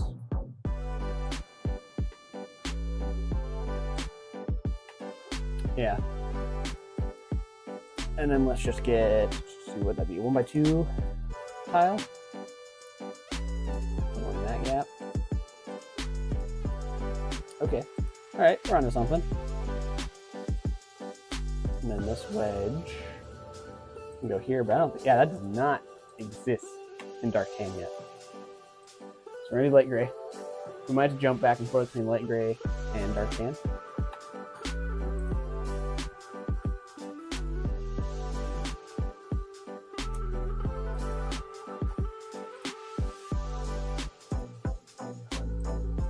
Do that for now, yeah. Okay. Then we can do one more plate. That'll get us right to where we want to be. All right. So that's going to be multiplied all the way around 4 times. But for now, let's work on those hinges. It's going to go down below. So look at my reference model. This one just needs a 1x6 across the bottom. And the other one's going to need a bunch of awkward brackets. Let's get both of those. 1x6 and 1x2 brackets. And this can be any color because it won't be seen. Bright light orange again. There we go. That's a fun one. And 1x2 plate. Does the bracket show up? Ooh, the hinges do. We will need the hinges. Well, at least one part of the hinge shows up. Never mind. That was probably a waste to get one half. Okay. And okay. I look at bracket. It doesn't show up with plate. There we go. What is this one? It's the riser. You rising? Yeah, that red piece in there. It's a rising plate. Rising bracket. So we'll throw that in there. It's like green is most common. I think I know why. I remember that being on a pick brick wall. All right, and let's get the hinge base. There we go. And once again, these don't matter what color. Oh, actually, we want the big hinge top. The 1x2 is not going to cut it. We want 2x2. There we are. Which I guess white is the most common for both. We're learning. Alright. Now, these hinges are going to start getting real funky dory. So before we get to that, let us look at it real quick. We're going to line up this bracket. It's going to be lined up with this piece down here on the shorter 1x4 variant. And then the hinges can all go together like so. Big side facing the wall. And we will use 4 of these. So just do a good old copy paste all the way around. Actually, don't need the bottom plate for this one. We'll use the 1x6. Voila. And there's a slight bit of gap, so that way they'll be able to hinge in. Hinge in. I probably shouldn't say that. That doesn't sound right. Okay. Now, looks like we can fill in with a, what would that be, a 6x6 plate? 6x6 and an 8x6. So one side is going to be a bit wider. That's just what we got to deal with. All right, so we want 6x6 plate. Can't see it, but it's at the very top. And then we want 6x8 or 8x6. Also at the very top. These can both be, we'll do black for now. I think we're gonna do a brick pattern on both. And these can indeed go to the very top of the hinges.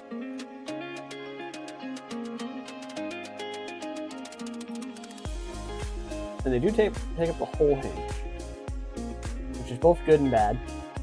I might just switch out what those parts are, because there's no underside support for the angle plates. These ones, I'm going to attach those.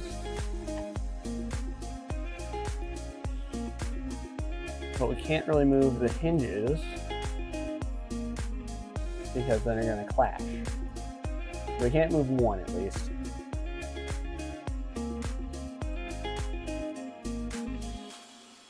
We could technically have, we'll have this bigger one. We moved out one.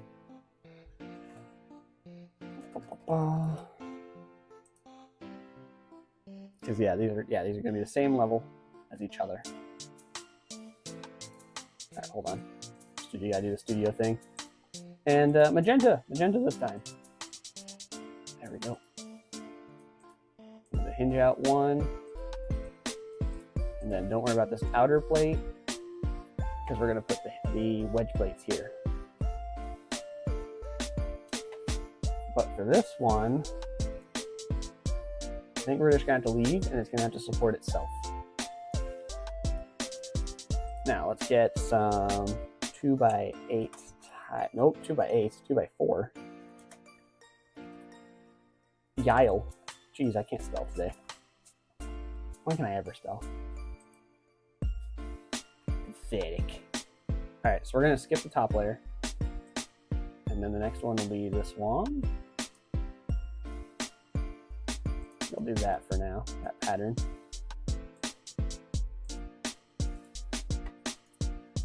Now we have connection points for these wedges.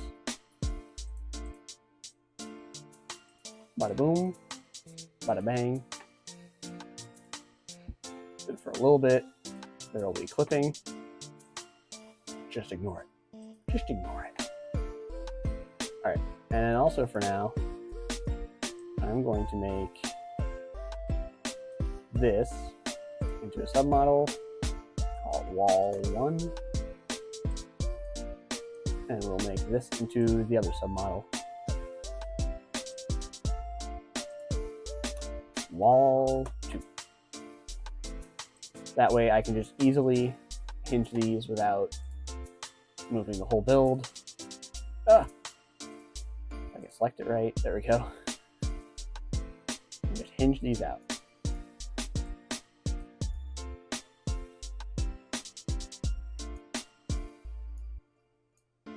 And bring them just a tad bit closer without clipping at the bottom. Like that. And like, oh, too far. I think that's where we gotta leave it. The bigger one does sit in a bit more, but we'll just leave it like that for now. Alright, and then with that,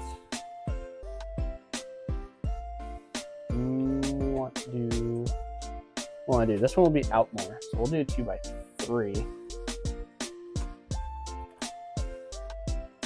Not sure if this is the best bet, but it'll keep our brick pattern going.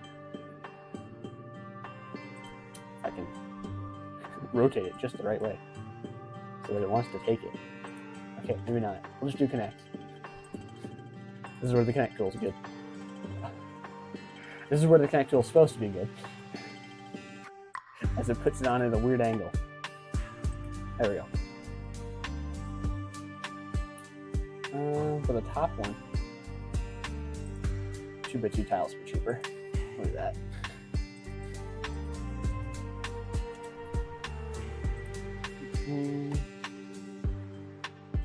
Oh, we're back to this. Okay. Who's ready for me to do the connect? And then it's going to be an angle. Yep. How did I know? How did I know?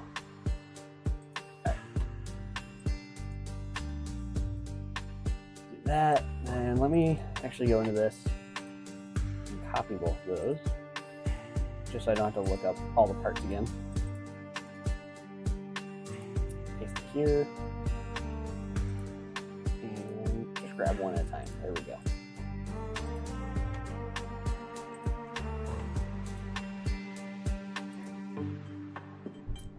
Let's do,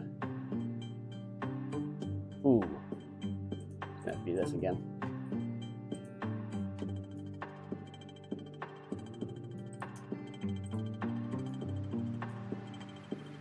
I'm the biggest fan of that, especially this bottom one right here. I might shorten that. do this. Oh, and these big plates. Well, black wouldn't be bad. It just won't be consistent with this corner.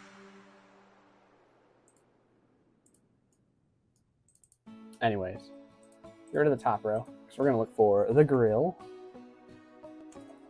Not the gill, the grill. With an E. For some reason. Does not exist in dark tan, but that's fine, because I want to do just regular tan.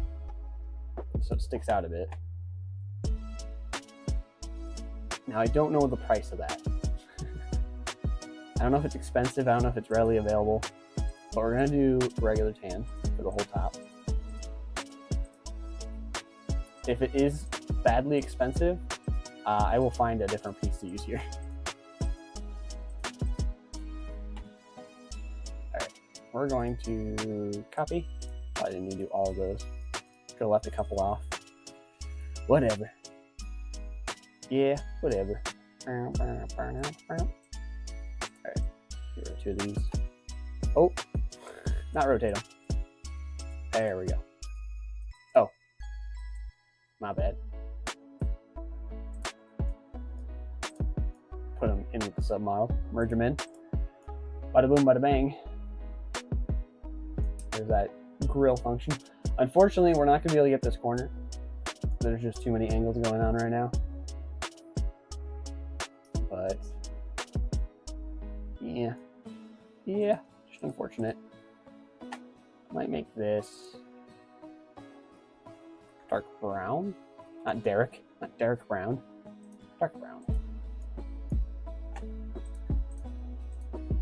And these the same thing. And I won't be able to get that edge. Oh, he's always taunting us. Always taunting us. I mean, this might be fine as dark tan, because the light tan breaks it up. And actually with that, I might make this all gray. Oh, this edge though. Edge is annoying.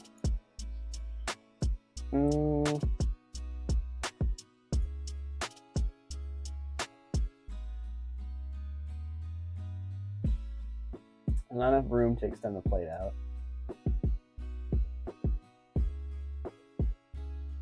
I wonder if I need to lower this by half a plate.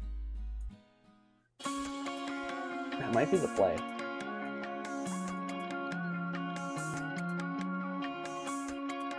Let's try that. Let me move that out for now.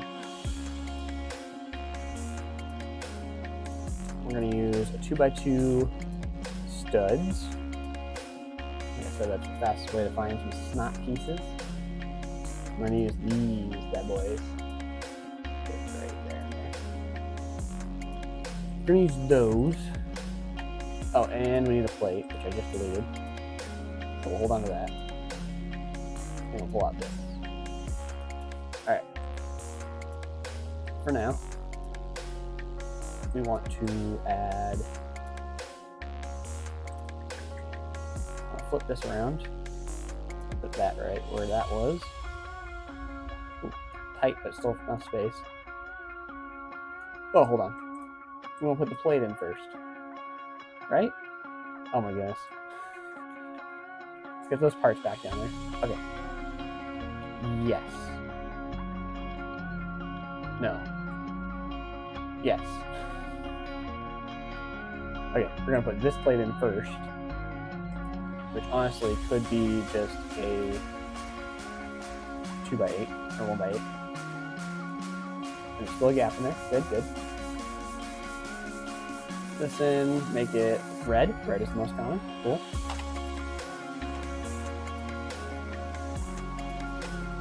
And now this reconnect. Now we have, oh yes, just a little bit of a, that will get clipped. That will get clipped right there. If I do a plate extension. What a shame. What a shame. Even if I don't really want to hinge. Well, I could hinge it. Still a little higher. Get a flat view. It's a smidgen. Just a smidgen higher. So let's try.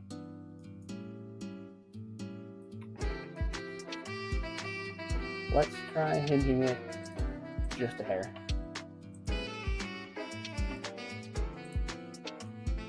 Alright, we're at 336.0. Let's do 0.5. That does lower it. Okay. We'll leave it at that. We'll just one step at a time. Still a smidgen higher, so we can probably do 0.75. Every degree matters, because it will change quite a bit later on. Okay, so now they're roughly, or pretty much identical. I think this one's a little lower now, but whatever. And there's still a slight gap there, which means this is legal. Unfortunately, I still don't think there is enough for us to work with on this side. Yeah, because if we continue to play it out, it's just going to barely flip that top. So I mean, honestly, we could just make this a tad bit more eccentric and go down just a tad more. Ooh, 37 is not enough. I do 0.25? 0.5? 8? I think 8 was fine to do it. Let's go with. It's still clipped. It's still clipped. Might be 39. Ooh. I don't like how far we have to go, and it's still looking like it's gonna clip. 40's not, but this might be too far down now.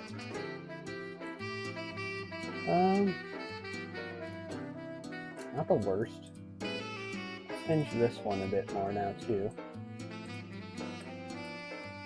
Try 38. 38's gonna put it right on top.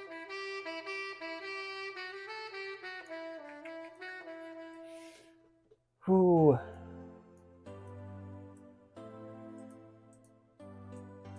Maybe go 37.5. There's still a little bit of a gap then. Cool. And that probably puts a little less stress on this part up here. Oh, yeah, you can kind of see it. It's clipping. Just a hair. Okay, so let's do 38 for that too then. Ever so slightly. I don't know if it's clipping or not, but it's going to be putting pressure up there and down here. That we might just have to let the build fly. Let it fly. But now we've done all that. The goal of that was so that we can extend this tile up here with one of these.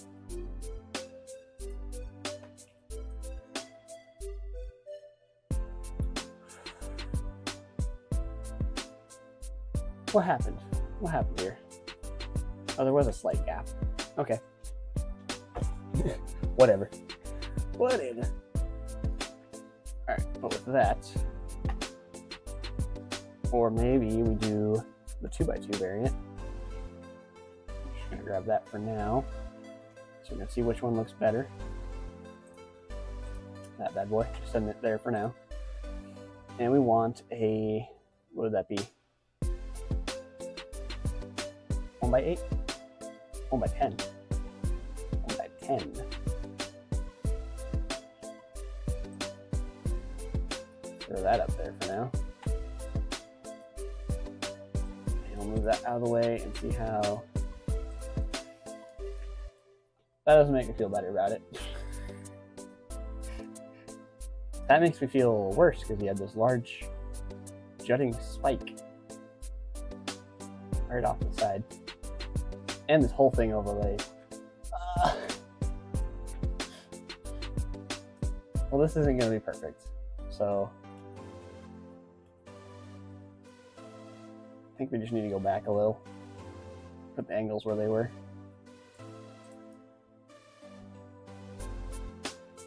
I mean, one of the sides is going to have a staircase anyways. May as well be this side. May as well. Although the side that has the staircase doesn't need to have the center bit, at least. I think this is what we'll go with. Again, it's that lip. That lip.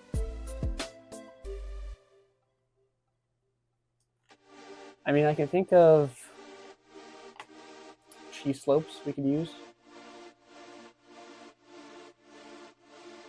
Still have this weird corner part, which won't be handy. But what are you gonna do?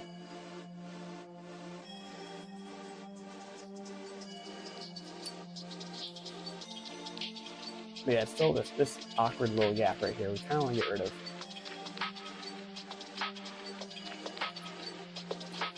Let's get rid of that. Well, actually, let's not get rid of that. Move it off to the side. So we can use it later. Problem is, once we use brackets, it too is going to have its own kind of gaps.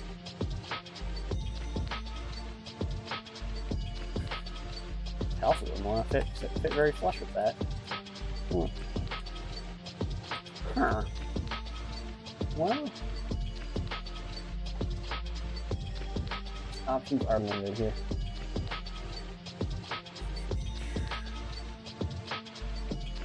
Might just have to leave that for now. Alright, but now we can get rid of all this work I did earlier.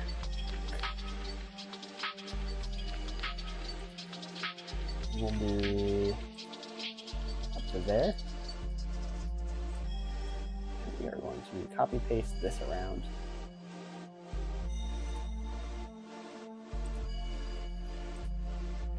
So we can start to get the idea of what we want to do. Should give them more space. Oh, missed a piece. Don't miss the pieces. Want them all to stay together. Alright. And now we'll use the connect tool because it's going to work just fine. Right there. Right there. Just 1/4 at a time.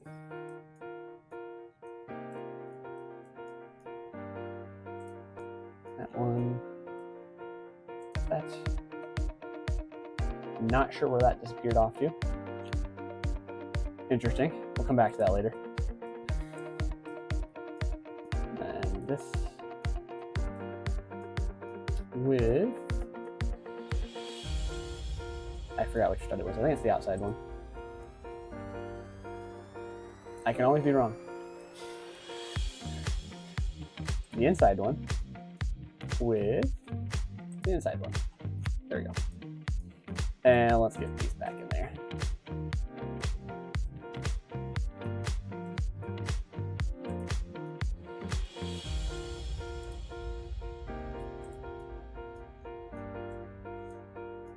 All right, there's our octagon. It's big. It gets big.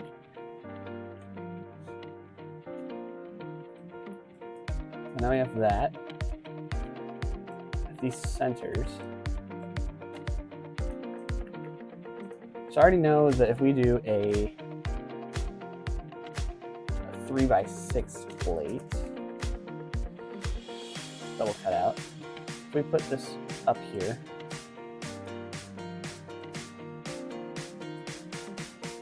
line up with that one, it is no longer lined up with this. And this is what I was talking about earlier in the screen when doing the physical thing, is yeah, I could tell just by looking at it. That's going to pry the pieces apart. It does bring up the question of, is the other set of triangles in the same boat, or would they be able to connect? Okay, let's do that for now. Ooh, sorry if the camera flying around gets disoriented. No, they are not on the grid either. There's actually either the same, actually it should be the same. Should be the same. Yeah, that makes sense actually. I'm freaking out over nothing. Hooray! Alright, but to fill in this gap, I did create this little thing before, which just adds a little extra. So we want to go from here down to this corner, just a wee bit, just a wee bit. Actually, what we might do is just do this, and now we have something to go off of.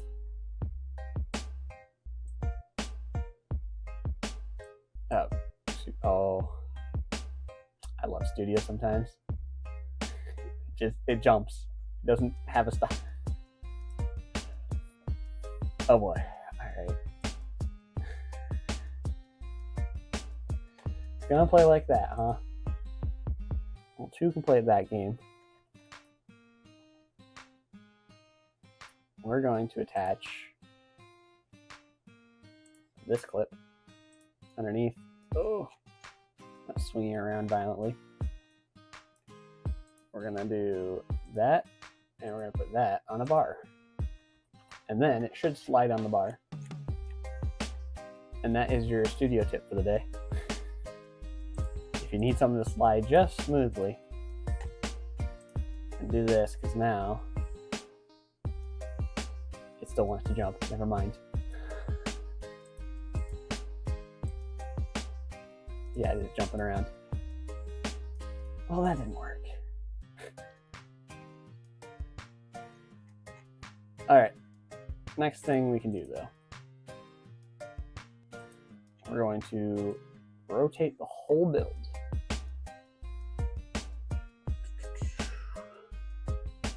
Make sure we have our... Why are these all at such bad angles? Oh no. Alright, we're gonna do that. And then we're gonna do shift. Nope. Nope, okay. I just want to rotate this piece with the rest of the build though.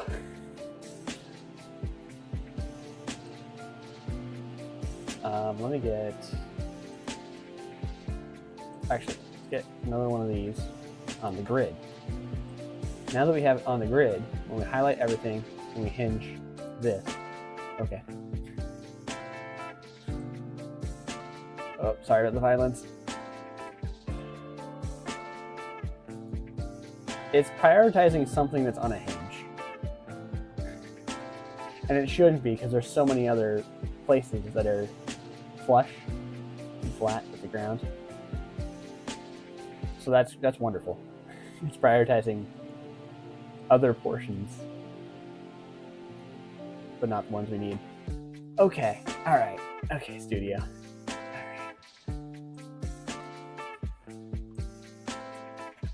Let's try some other kinds of bricks. Just do a few of those.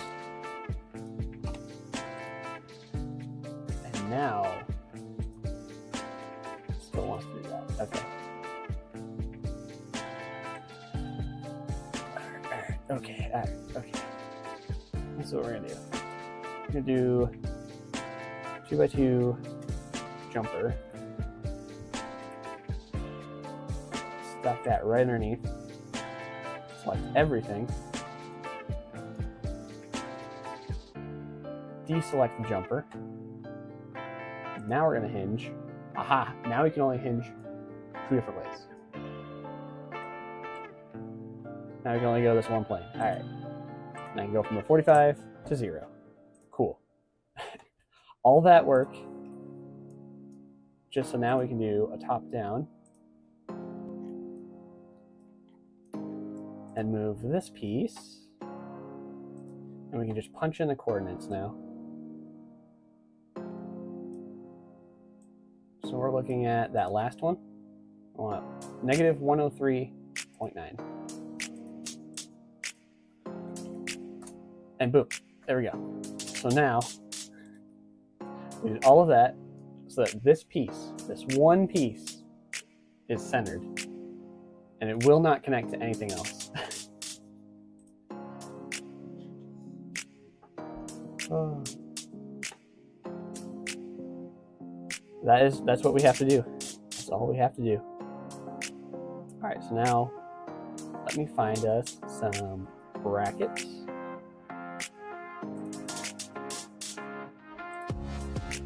We're going to try to find if this thing is maybe like half a plate in one direction, or what we can do to center this.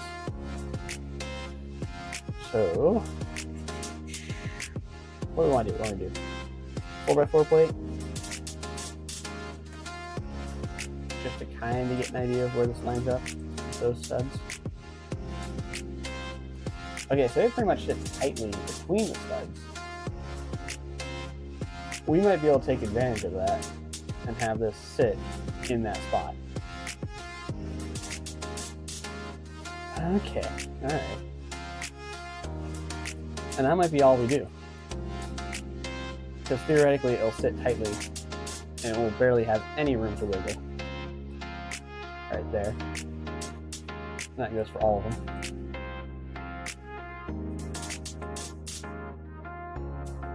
Yeah, so let's just do that. Let's just make it simple. I need to get better reference images to see what the floor of this thing looks like.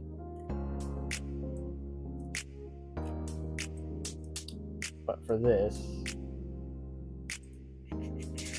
2x4 tile,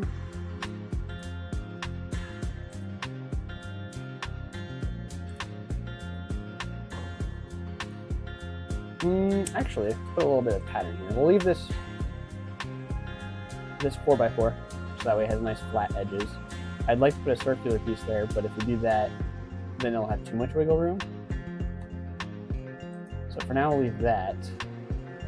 And we'll just do some round tiles.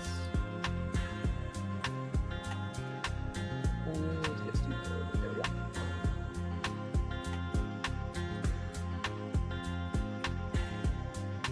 Of course. What? You can all see this. I clicked it where it was just gonna land right fine, right there. And then it clips into the bottom. All right. There we go. A little bit of circular structure in the middle. I don't want the square there, but for now, it's just gonna have to persist.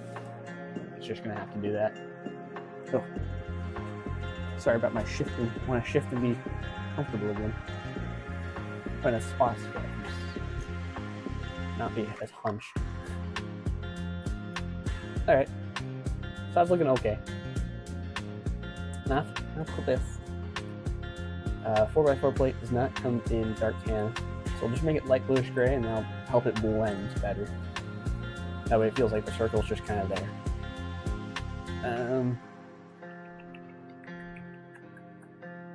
What should we add?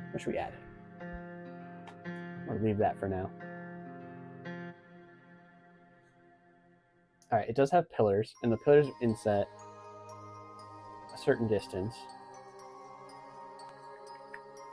I'd love to reuse these, but these won't line up as well. I wonder if our other friends, this piece, would line up better. What is it? What do we got? Oh, if you ever need to find a number for a Lego piece, or look up a Lego piece, they all have their numbers on them. 15706.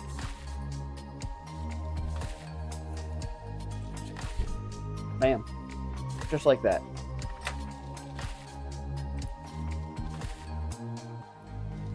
I have no idea if this lines up anywhere. Okay, let's do, oh geez, I selected this one. I mean, it looks like it's lining up. Let's get it top down. Like, I deselect these. Not hover over it. That looks like a straight line to me. But that one's not.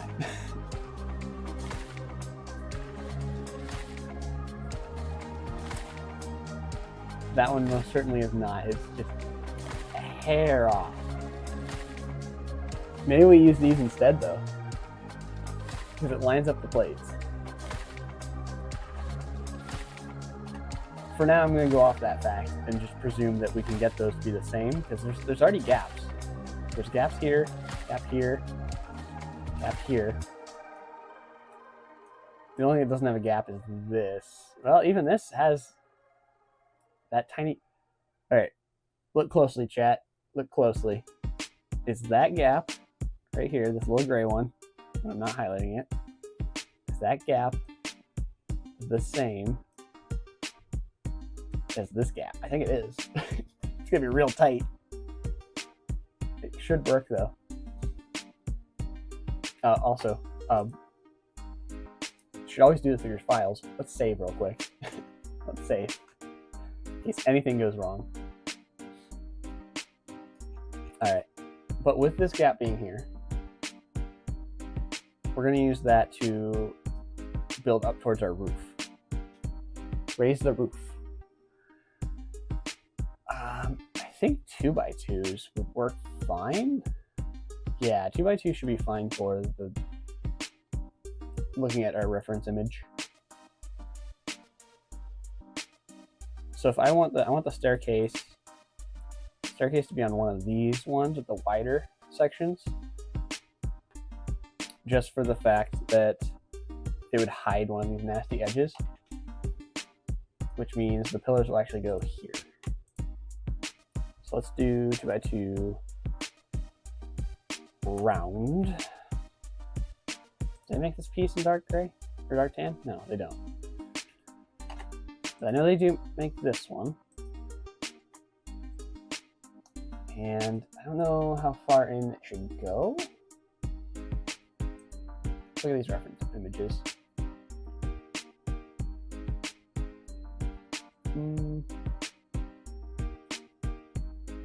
Oh, you know what? The one with the explosion. That one does give us somewhat of an idea of what we're looking at for the center. And honestly, for guesstimation work, this lip around the edge, pretty accurate. Should probably be another brick tall, or plate tall. But I think I'll leave it at one tile, because it has two plates here, so it'll look fine. Other than that, there is a smaller octagon inside there. It's more recessed, but we have limitations. Let's work with what we got. And then it looks like, yeah, the pillars would be right up against them. Honestly, it looks like the pillars should probably be 3x3, but the only 3x3 that's currently around, I don't think comes in dark tan. And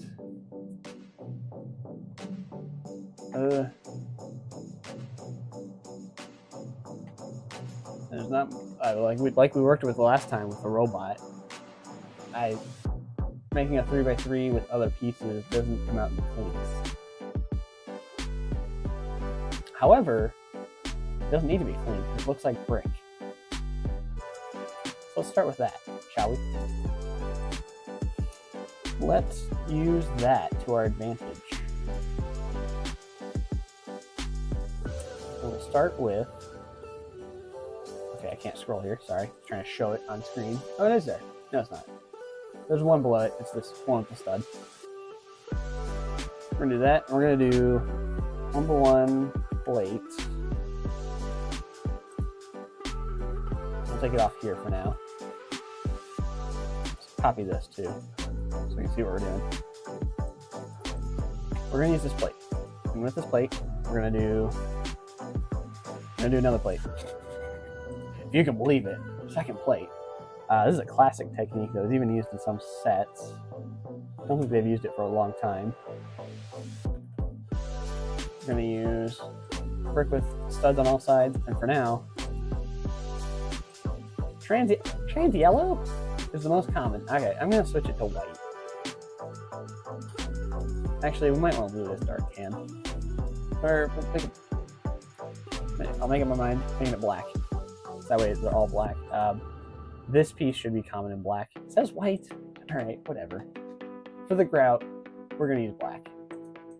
And then we want the rail piece. This one. We're gonna use that there. You can already see it's sticking out just a little bit over. So this is gonna be bigger than a 2x2, which is great. We want that. We want a little bigger than that. And then we want a 1x2 tile. And then we have one side, but if we copy and paste this, it'll give it that fleshed out circle. Now this was intentionally used for originally like a marble pillar before they had the marble pillar piece with the ridges. This is what they did. However, we're going to use it so that way it gets choppy and it looks like bricks. That's what we're doing here. And I'm actually going to get rid of that tile. It's going to be in the way. We're going to make this a submodel. We'll just call it pillar layer. Lawyer. You know what? We'll call it pillar lawyer. Pillar lawyer. Why not? Alright, well, we're going to just copy paste this. We'll do it 5 times for now. I don't know how tall this should be. And we're just going to take these middle two and hinge them 45. Bam. So now you kind of get that spirally brick effect. I might go for a little more randomized. So let's hinge these at 30 degrees instead. That way it's not like completely lined up, and it should look a little better that way. Going through all this and knowing where the staircase will be, I do need to redo our 45 degree up here. So let's pull the pillar away for a moment.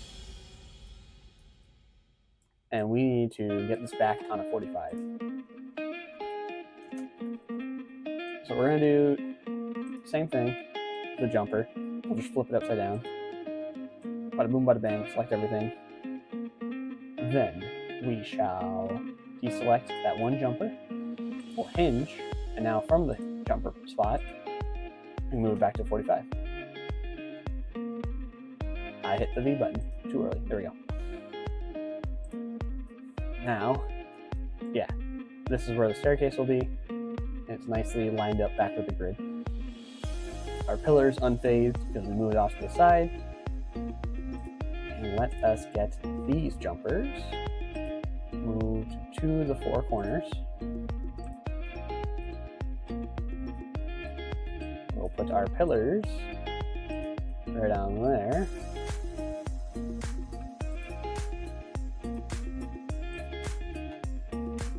Shada boom ba bang ba bam ba pow. Yeah, 5 does feel right. 5 does feel right in scale with everything else. I'd like to do 4, but then that's too short. That is way too short when in scale with this.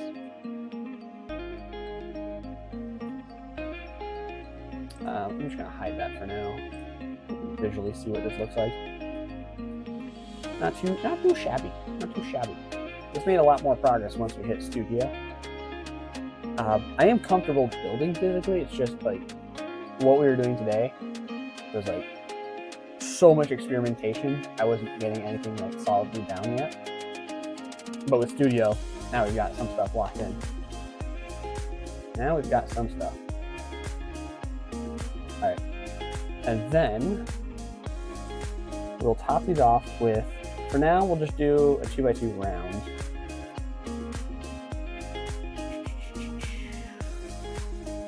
These will probably be more traditional plates later, but for now, I want to cut them off with this. So that we're back on our quote-unquote grid. And this piece, this one right here, we can actually connect. So let's do a 2x4 plate. This is also just kind of a placeholder. Whoa, whoa, whoa, whoa, where are you spinning off to? I'm trying to become a Apache helicopter. Fly away. Jeez. And we will now delete the round pieces and move the 2x4s down.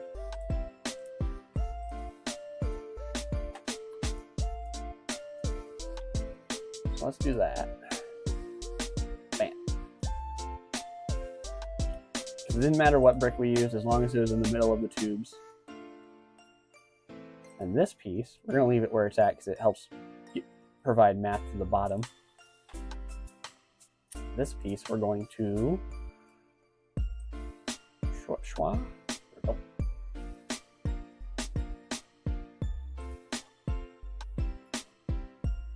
Please, please, please, studio. Please. Oh, you know what? Copy and mirror. It mirrored it the other way. Of course. Oh, there we are. We'll do 2x2 plate. Put that in the middle.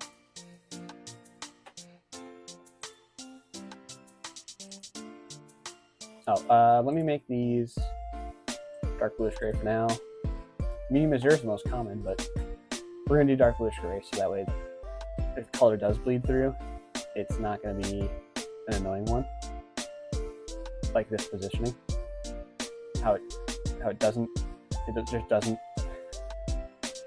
it can't make, oh, it had it for a second. Even if it's just up there, that's fine by me. Oh, come on. Hey. Oh, look at this one. That one worked just cleanly. All right, I see how it is. And then this one was freak out too. Okay. Oh, that one's pretty close though. Studio sometimes. There we are. Now we can start to get ceiling. So yeah, I definitely want to use those and replace these pieces down here, because then we can avoid this whole weird snot element I have going on, and it can be just a little stronger. Now, unfortunately, as it's built right now, it's not structurally sound. It's going to be putting pressure on the edge of these plates, and we don't want that because they're on a hinge. It's going to pry the hinge open. So we just need to figure out these bricks down to the base. Let's just do that real quick. Let's throw some bricks on underneath. And I guess, according to Bricklink, they're supposed to be purple. So let's drop that. And actually, before we do all the edges, let's drop a bunch of bricks. Okay, so I went a little too far. Let's get some plates out to the edge. I'll just grab a 4x8.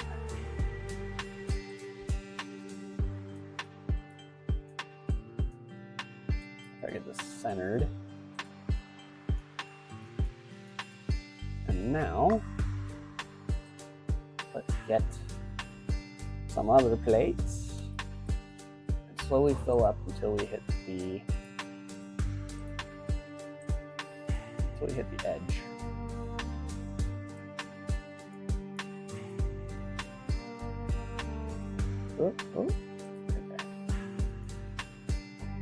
Okay, so that is pretty much our limit right there. Let's get a side view. Oh, because it's at a 45, of course. Hold on. Hold the phone. Hold the phone for me. So we're gonna need to call an ambulance. But also not for me. Does that make sense? Sure. Ooh, okay. We might be able to do a tile here. Might is pushing it. might be pushing it. Oh, wrong side. Yeah, that is clipping with the black plate.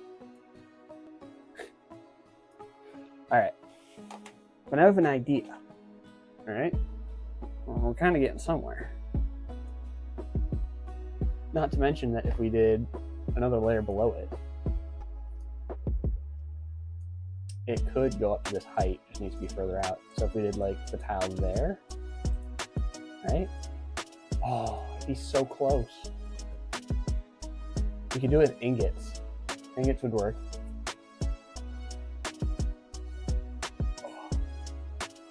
But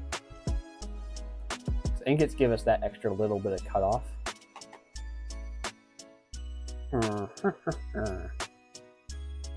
Okay. We could also do shenanigans with, how's the slope look? The cheese wedge. Cheese grommet. Cheese. That'd pretty much get it right up to it. Right there. Now again, the corners are gonna get messy, but that's all the triangles and stuff. For this one though, I can get it right there.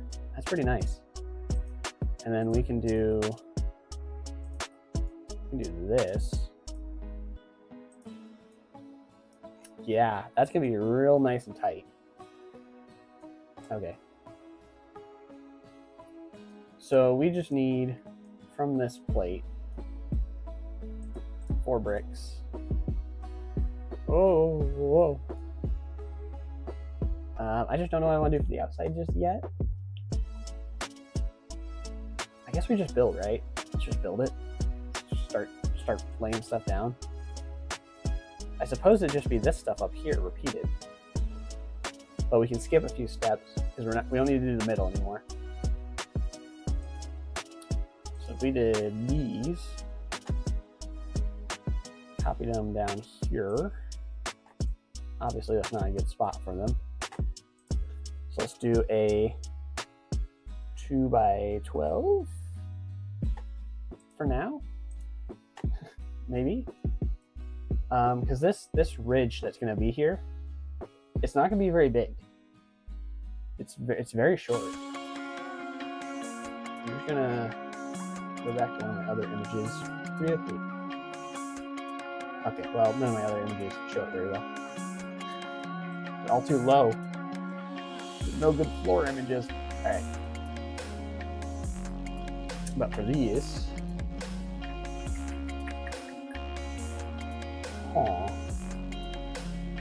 also real quick, I just see the one image with the beam shooting out the top.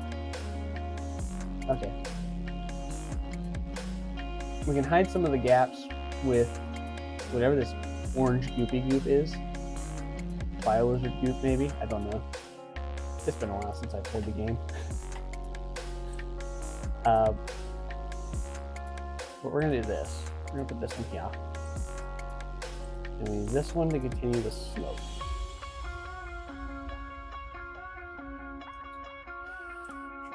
Let's do a top down. And then let's hide some things. So this is not accurate to where the slope needs to be. It needs to be like, it's not even that, is it? Are we half a plate? Oh, we are. We are off the grid. Because that grid is up. Oh no. Oh no. Alright, so this is what we're going to do. This is what we're going to do. Show all.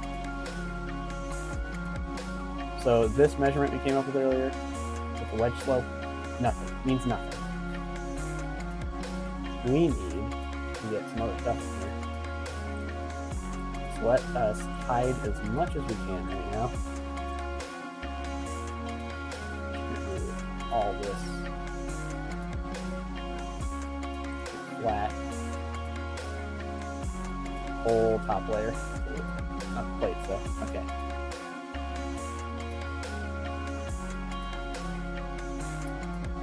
Now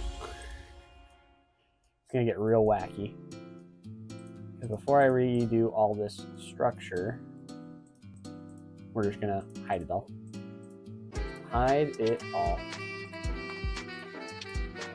Because that's what we want to see. We want to see the bottom of these plates.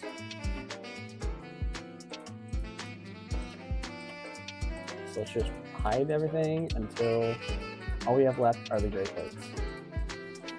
At least in the center. I don't think we need to do these outside bits. Do a little just in case.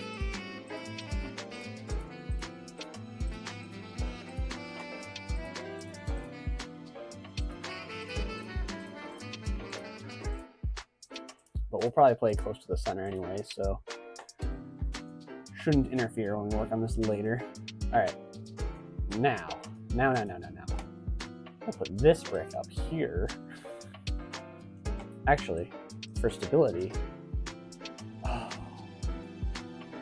hold on. For stability, we're gonna do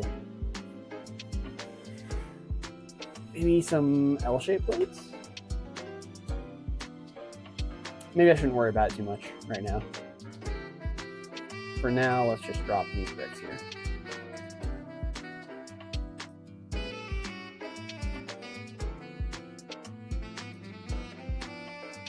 Which, funny enough, these are the corners, I believe, that would connect if we use the, whoa,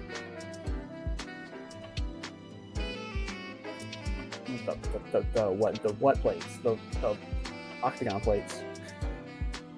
If we did the octagon plates, I think they'd fit right in there. Okay, so now, oh, easy. See that's the connection we want. So let's move just these. Oh. All right, hold on. We're gonna move just these. Just these. Right from here to here. Okay, I missed and it undid it all. Here to here. Bam. Okay, so yeah, you can see that's like a plate of thickness right there that we were off. Yeah, that's why we're doing this. Okay, so now let's let us, oh, this is awful. One step at a time, we're just gonna duplicate things. All right, now that we have two, we'll save ourselves some time later and do two at a time. Oh, it's right there. Oh, look at that. I could do four at a time, but I think I'm just gonna play it easy and. Yep, there's the twitchiness. Oh. It is Twitch purple. To be fair, it is purple for Twitch. I just don't think this is the kind of Twitch they wanted for Twitch. Twitchy Twitch. All right. Now that we have all those, I'm going to, just for now, delete the middle three bricks on all but one, because the upper structure does need to be reworked. And these are all just going to collide. So just to have less clutter, we're just going to delete what we can. But we're going to leave the base one so we know our measurements. So we know they're right. All right, but now we can pull this back out and we can see that, yeah, this ain't gonna cut it. Actually, I'll just move it for now. Okay, so we can put this plate though. Oop.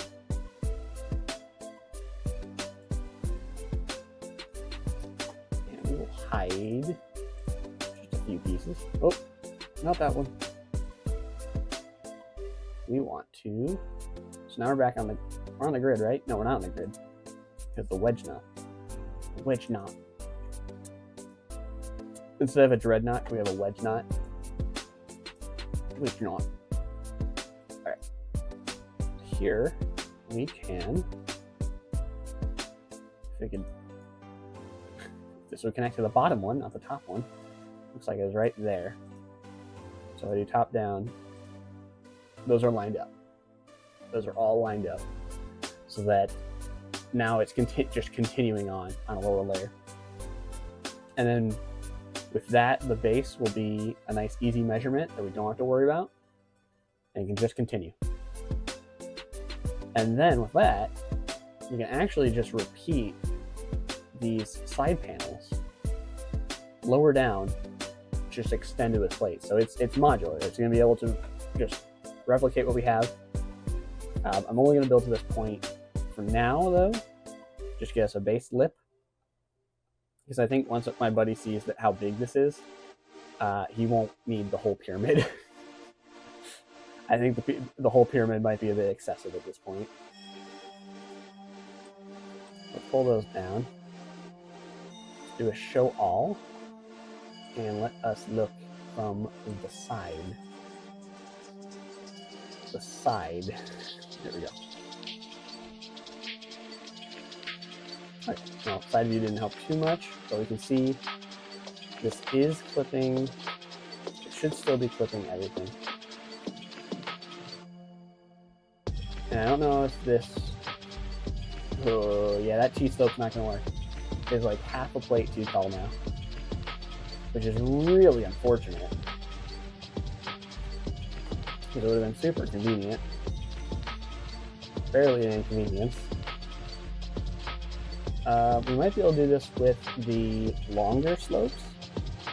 What are those called? 1x2 slopes. It'd be nice to have these. Hold on, let me move it over. Oh, I can't move it up any further. It'd be nice to have these, but they don't exist in Dark Can yet. On top of that, oh man, that's so tight. That is not going to work. So instead, we might just raise up the front. Let me get my 1x12 back. Raise this up, and then just, oh yeah, that's gonna be really tight actually. That's gonna look good.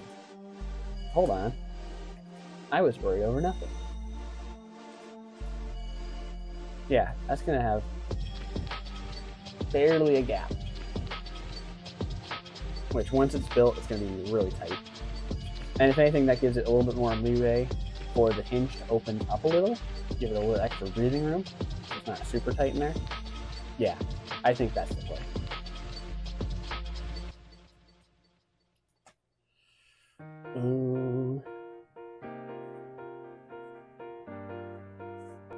And then we might just need to copy what we did here with the corners,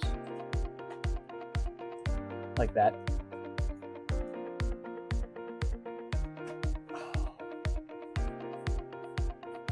I'd like to do some other things, but to get the plate under it, it's not going to have space. Can't use a regular plate, so that's going to clip. That one's a bit annoying. That one is a little annoying, because the plate will just end there. And that's not what we want.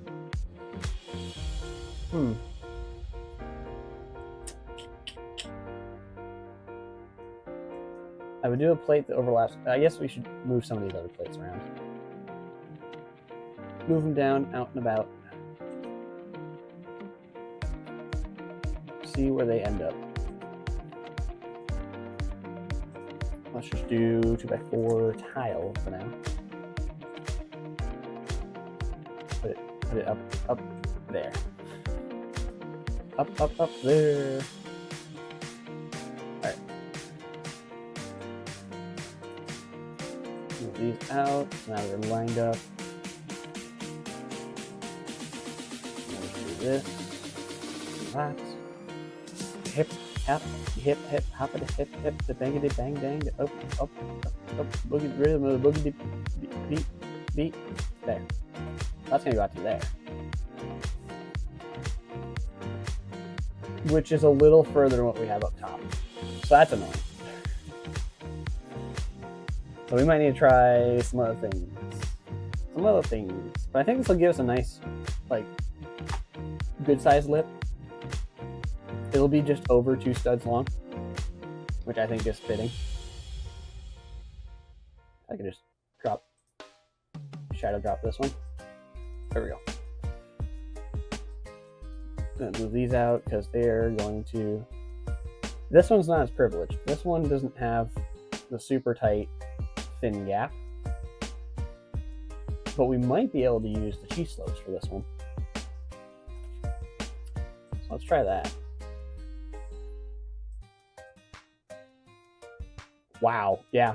Okay, we can use the cheese slopes for this one then. Okay. And let's get some plates to tighten this up.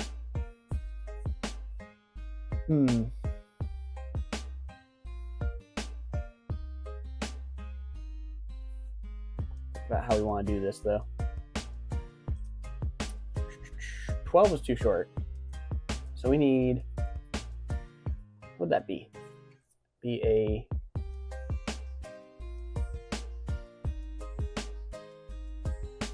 for now, let's use a 2x2 plate. I think it's considered a plate, and it's considered a tile with 2 studs. Is it a plate with 2 tiles, or is it a tile with 2 plates? I think it's a tile. If you know what I'm talking about, the half and half one, yeah. I'm gonna put that there. Whoa.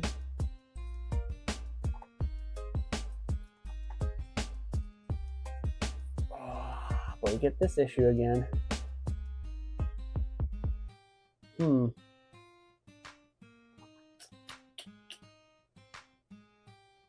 There really is no way for me to reduce this one. It is just going to be there. Oh, let's see.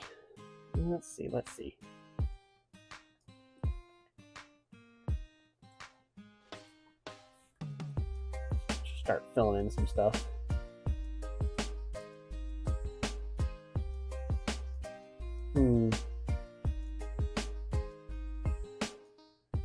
Maybe we just ignore it.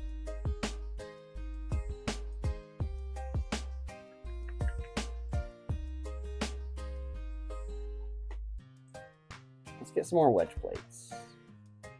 Wedge plate. Jeez. All right. That one's a bit high, but you guys will understand.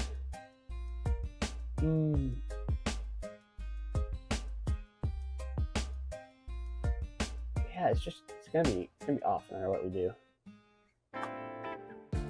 If we do a 45,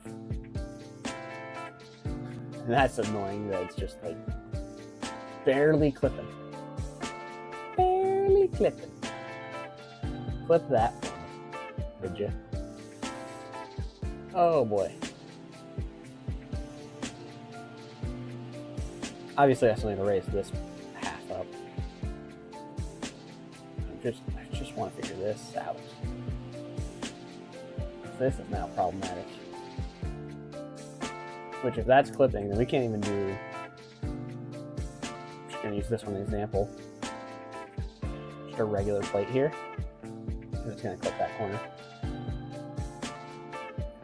If only there was a corner 2x2 that was rounded. If that makes sense, like a 1x2 rounded plate. But if there's a corner one, this piece. So I can do this piece, and it won't clash. It'll look a little dumb up here, but it won't clash. But also, speaking of, does this clash? No, so that has a gap there. But this is a bit far out. Bit far out, man. Bit far out. So that one's gonna be fine. It's just gonna be this one side.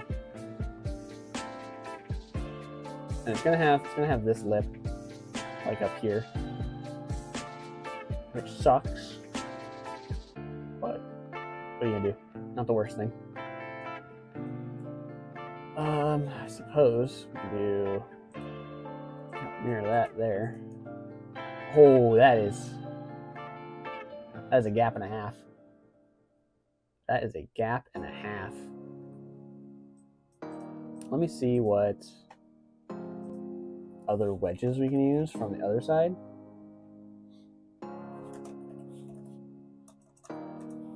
Wedge plate, wedge palette. So we did that. You get a thinner gap there, but it's still not great. And what if we did the 45? This one's too big, but if we did the 45, it would still have weird overlap. No matter where we position this, it would not line up.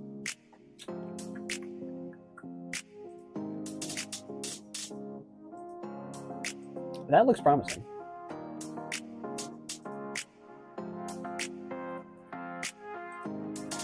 Not promising enough. Not promising enough. There's too much of overlap. Shucky darn. I know that's just the reverse of this measurement up here, but I had to give it a shot. This part doesn't appear in any colors we need, and it doesn't fit either. Well, we tried. Tried that one.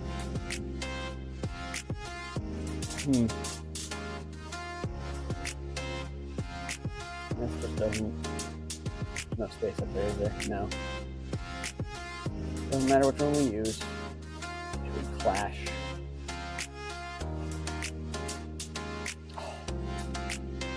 Not down there. Down there's almost right, but that's not gonna help us. It's not gonna help.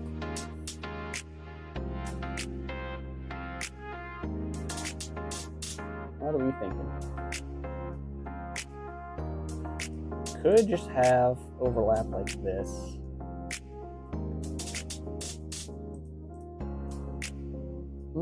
Actually, I don't hate this. Hold on, let's get some stuff back. I want my round plate back, if I can. There it is. If we do that, and then, not that. This, we just kind of overlap those. Maybe? Not too bad. I don't think I can copy mirror this, can I? Does this fit up here? Oh, it does. It does fit. Boy, howdy, we get a little gappy, but not the worst. Honestly, can I do? Hide this. I might be able to use a regular plate at that phase. Hold on. Hold on. We're starting to cook a little. Oh, I can't. A tiny little bit of overlap says no. Says no. Not today. Alright, we're gonna do that and a 1x1 plate just to fill in that. Oh, I can't do a 1x1 plate right now. Not a regular one. Nope. We do that. Oh, you know what I could do? I could do the cut tile. Because we won't need all this support up here, so we'll have just the tile overlapping. I don't know if the cut tile though, it leaves an even bigger gap. I think I'll take that over the roundness in a very square structure.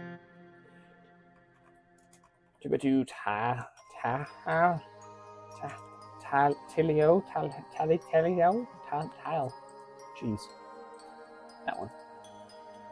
Also, that needs to be gray. Does not exist in tan. It's gonna suck. Alright, let's get 1x6 plate. Filling this. Oh, we need a 1x8. Ew.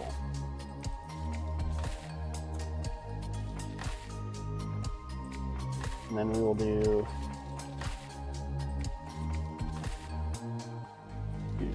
2x4s here, here. That way we can do 2x2 in the middle. Reduce our stiff.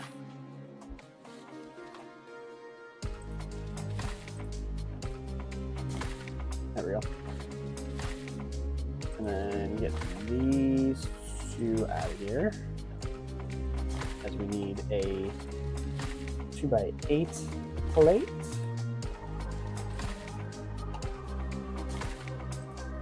And a 6x, we'll move this back one, 4x6. 4x6 plate.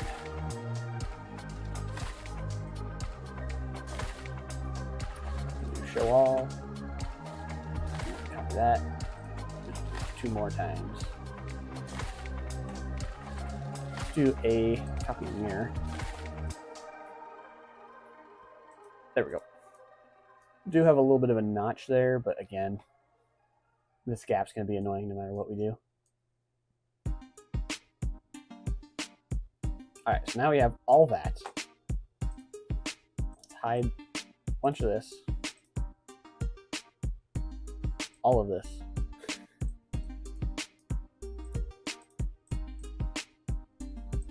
Cool.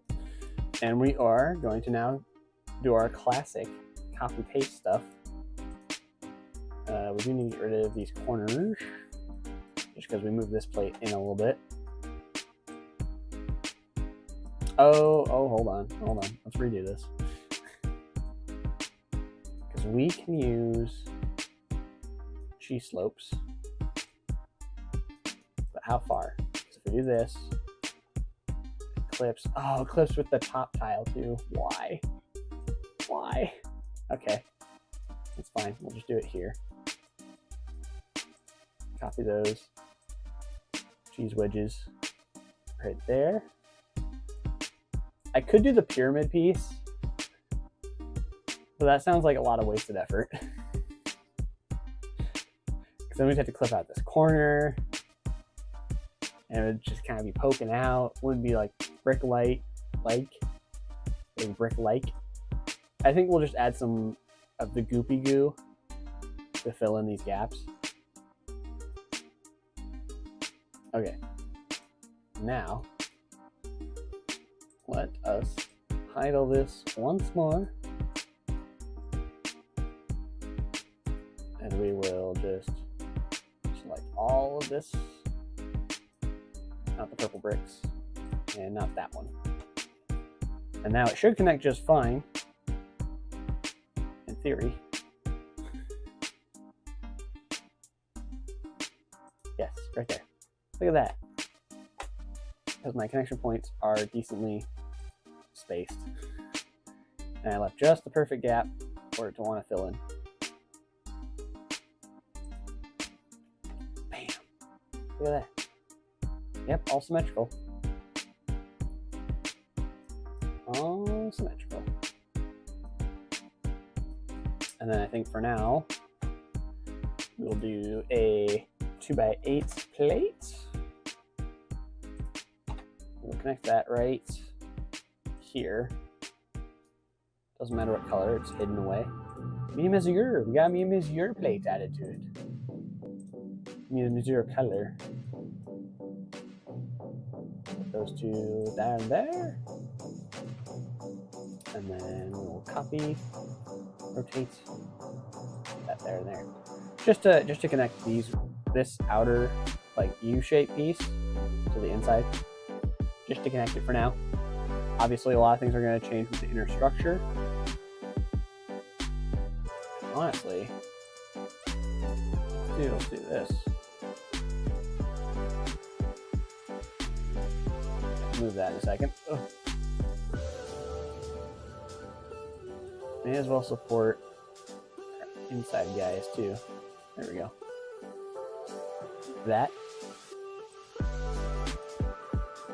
Make sure they're, I think they're a little off on grid, but whatever. Whatever. Oh, you can see the blue right through this. I mean, it'll be dark. It'll be dark in there on the physical model.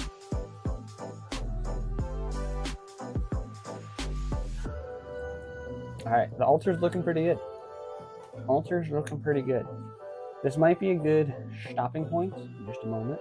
I'm trying to think if there's anything else we want to polish up before I go. Oh, these. Oh, this is, yeah, this is going. We're going to select by color. Oh, sorry, not by color. By type and color. There we go. And these need to be switched off of dark tan. Which, I mean, for the corners, it doesn't look bad, per se. It doesn't look great. But that piece just doesn't exist in that color yet. And I think I'm going to attach this underneath. So do that with that. Bam.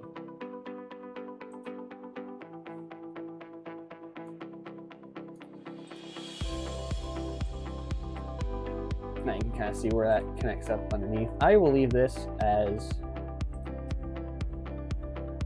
what's the color that doesn't exist anymore? Merce blue. So it comes up as an error no matter what, and we know it's there. So that should do it. That should cult. We might, got a little bit of time. We could probably wrap up the top of the kind of pagoda roof it has. Pyramid pagoda.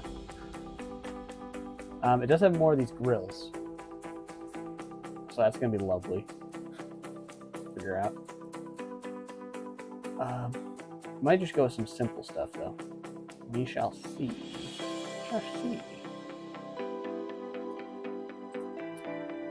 Let's get everything connected though. So let's do a 6 to 8 by 6. Drop that. Oh my goodness. Studio, please. Just let me put it in the right spot. Oh, no. Wait. Oh. Okay, that's the right orientation. Oh. Where did my math go wrong? Where did these? Are they supposed to be up one more? Because we know it's a valid connection. It just might not be posed in the most proper position. Yep, come on. Okay. There it is. Okay, it was just forward. One too many. Or too close to the edge. Living on the edge. Live and learn.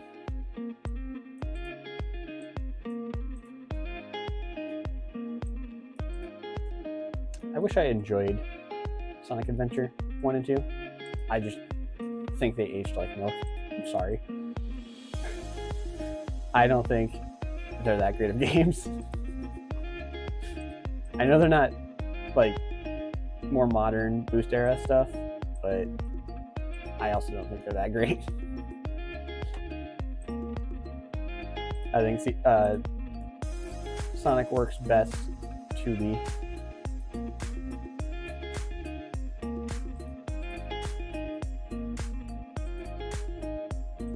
Although I haven't played Sonic, I still haven't played Sonic, what is it called? The latest 3D game. I heard that one was alright. I heard that one was okay.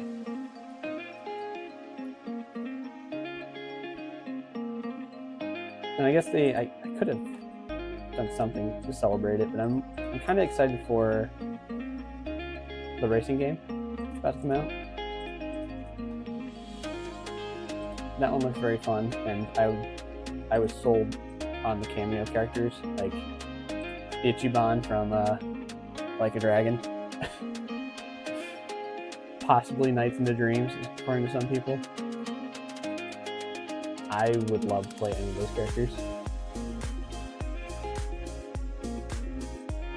But I want to wait to see how well it performs first.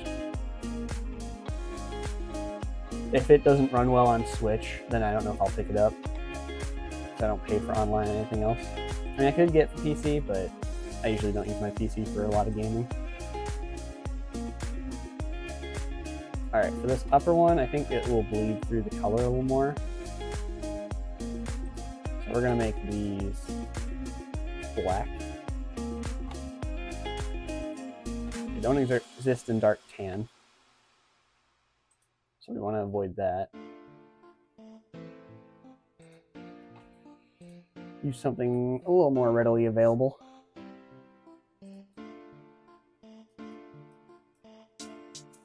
Alright, and then I think from here we'll just do some simple plating.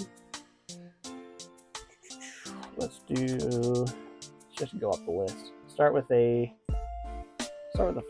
12. Please, okay. And I think the 12 is too big, so we're gonna go to a 10. Oh no. Okay, well, clearly both those are wrong, because what we need is an 8. An 8 will fit that just fine. We are going to have a little bit of a weird gap in between, so I'm wondering if we could do something cheeky for the corners. Maybe.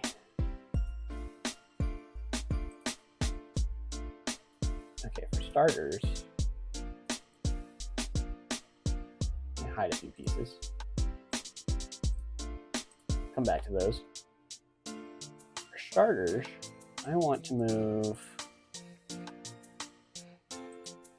delete that, move this that way, and then do a second one. Oh, this needs to be lowered. Oh, it doesn't. Oh. Okay, hold on. Oh, wait. I do have an idea. We'll put this up here, and we'll lower all these. Go, studio. Okay. Alright, studio. Alright. We do it the hard way, which is actually the easy way, but whatever. Okay. Don't worry about this clipping. We'll fix that later. We'll fix that in a little bit, I promise. So we're going to pull it back just a hair, so that way I can do...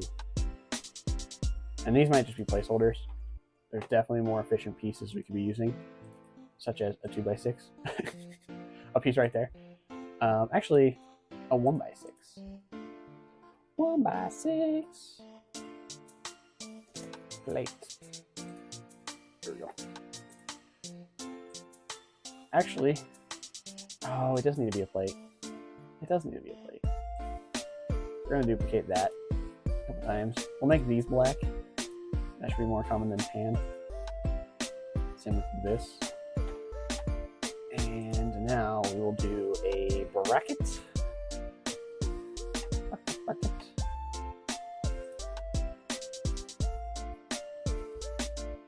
Oh, no, I went this far out so you can use a little bit more common of a bracket. You know what's the most common color? Orange. Might bleed through. I think black's still pretty common. I can't remember if black was on Pick a Brick or not. I have a lot, or I had a lot of black. So I feel like there's something around there. Okay, so now we have that. And what I was trying to do with that is so I could use 2x3 inverted slopes. Shoot, what's the modern one? I think it's with the extra supports. I'm going to put in the extra support ones for now. Alright, so now we have all that. And with all that, we can now put, let's fill in the gap, fill in the center just a tad bit. We want 1x2 plates. And then we're going to put a 2x4 plate, cap this off. Oop, oop, yep, hop, yep. Come on. Come. Good old studio. Good old. Okay. So you know what? Just go there for now. I'm gonna flip you. Why are you angled? Why are you angled? Okay, alright. Put it on this grid. With this grid. Yeah, there we go. That's all I wanted. Studio do as studio does. Okay. I'm gonna steal this guy for now. So I think we're gonna redo a lot of this on the other ones. Bam! Look at that. Okay, so I did all of that. So we could... Here. Oh, jeez. Okay. We're gonna get rid of these. They're doing us no good at this point. And get rid of some of these lower pieces, because I just want to have free control of adding some of this stuff without it getting in the way. Okay. So we're gonna select everything in this corner. Actually, before we do that, we can add a few more pieces and then do that. So we're gonna copy all of these tan pieces.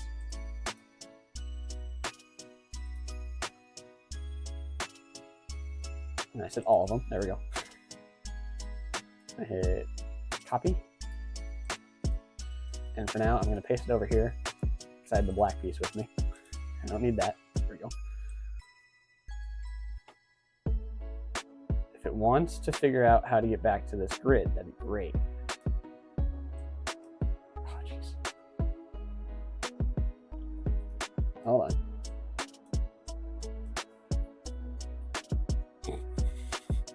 Okay. Let me get it. Oh, that's close. It's on the right grid. No, I clicked the wrong button. Or clicked the wrong piece. Okay, so we're gonna do one at a time out here. In the emptiness of the void, and drag it onto the bricks. There we go. Now we have all that. All of that. Just to realize that I'm pretty sure it's too big. I don't think this is gonna fit. I think I did the wrong bigger slopes. Hold on. So let's do all of this minus those two. We're gonna call this the dome top, dome base, octagonal dome. And now we're gonna hit copy. Oh, it's on grid now. All we needed.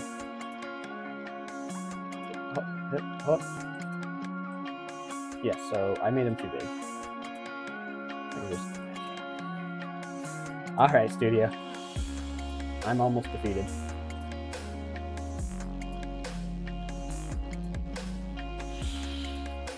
Okay. Yeah, I'll change everything else. That's fine. Invert. We're gonna do. Why are there 4 of them? I've worked so hard to clean off some of these older molds. I'm gonna go with the one that's 5 digits because that feels like a modern part number. It doesn't come in dark tan there. Hold on. Neither does that one. Neither does that one. Is it the first one? First one shows up in dark tan. Okay, whatever. You do you, studio. Oh, please don't do you, actually. Come on. I want... Alright. We're gonna do this the old-fashioned way and just rotate it closer to that position. There we go. Copy mirror. It's facing the other way. That's fine. We're just gonna... There we go. Okay. Turn the main model. Okay, so this isn't quite what I was going for. I mean, there's a way to cut this down by a plate, by a half plate on each, which would probably put those right up against each other. And honestly, I feel like that's what we should go for. Alright, okay, hold on. We're going back in.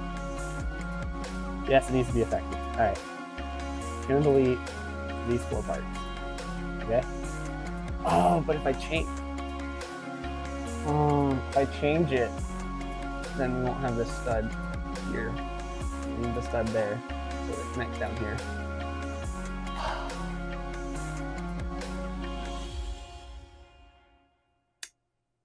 I have ideas. They're just not quite working in my mind, if that makes sense.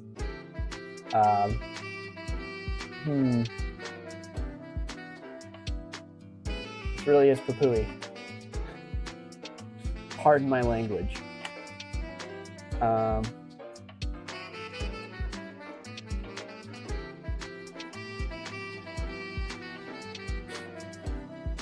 Alright, well for now, I'm going to do my original idea, which is, hey, guess what? We're bringing back the 1x4 with studs on one side.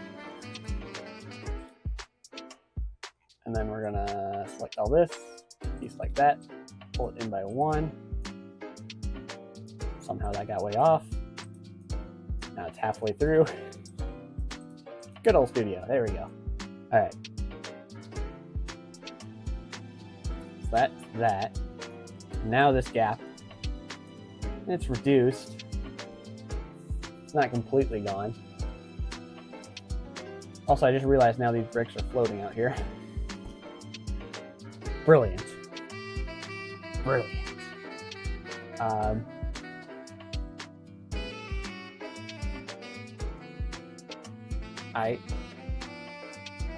I'm thinking. Hold on.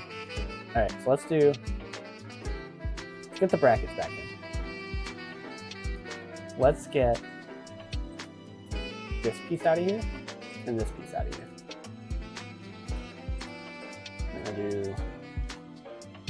I'm gonna duplicate this one. Actually, we're not gonna duplicate that. We're gonna do this one copy. There and there. We're gonna merge these into a 2x6. I misclicked. We're gonna merge these and ignore the suggestions on the left. We're going to split this into 2. I should have just deleted the one. Oh, whatever. Whatever. I'm gonna delete that. We're gonna put a 2x4 brick in there. Actually, we're gonna keep adding some basic bricks, so it's still fun like Lego. Even though I've added way too many extra techniques to this. Okay. Now. Here's the trick. We're gonna add the 2x2 inverted thingamabigger. It does come in dark tan. I'm going to leave it like that for now. And that will lock all of that together. While also minimizing this spot right here. It just reduces just a tad, just a little bit. Just a little bit. So because of that reduction, hopefully now we push it in. And it won't collide, but it is. Of course it is. Always so close. Always just right there. Also, I'm now looking at it, and this thing needs to come out a lot further. I'm looking at the reference image now. It comes out to probably about where that edge is. Maybe a little less.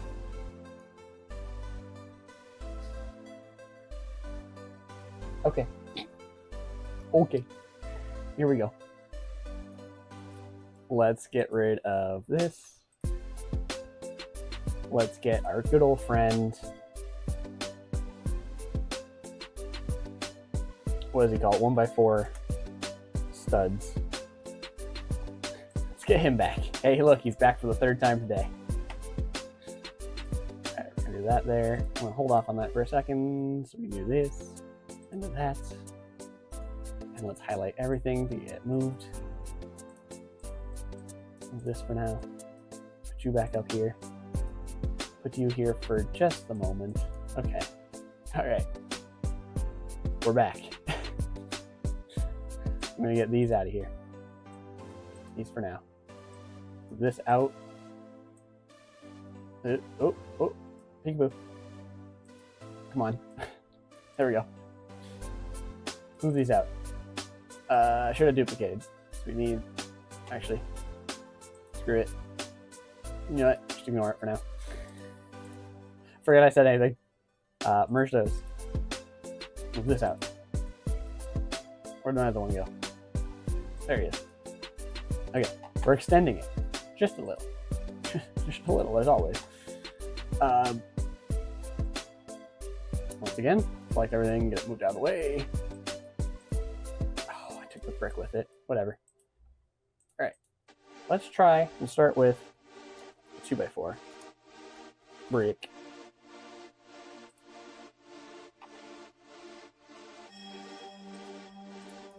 We'll see.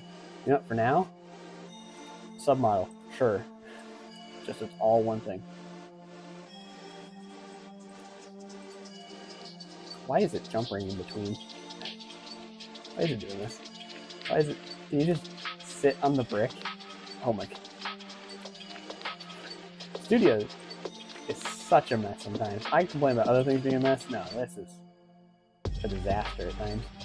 Okay. Now, unfortunately, by doing this, we not only crash into ourselves on the sides, but we are also probably it's a little over, I'd say. I'd be a little bit smaller than that. Okay. So we're going to try something else here. Split that. Just like these. Oh. Just like these. And we're going to do 2x4, or merge that together. We're going to merge these into a 2x3. And we're just going to say, get the heck out of here, last two digits. Alright, now we have an odd number. With our odd number, okay, we're going to put a jumper here, or a couple of jumpers. Just a few, just enough to hold it. Maybe. Okay, hold on. We're gonna wait on the jumper. We're gonna put a plate.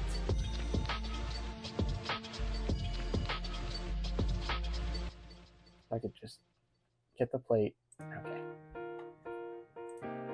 We're gonna hinge this plate. So it's like that. And then it wants to connect properly. The classic. Alright, now we can put our jumpers here. I'm gonna put 4, so it's nice and sturdy. Sturdy. And then we can slide this right in. Okay. We're gonna use the connect tool and slide this right in here. Oh. And it still collides. It still collides, just barely.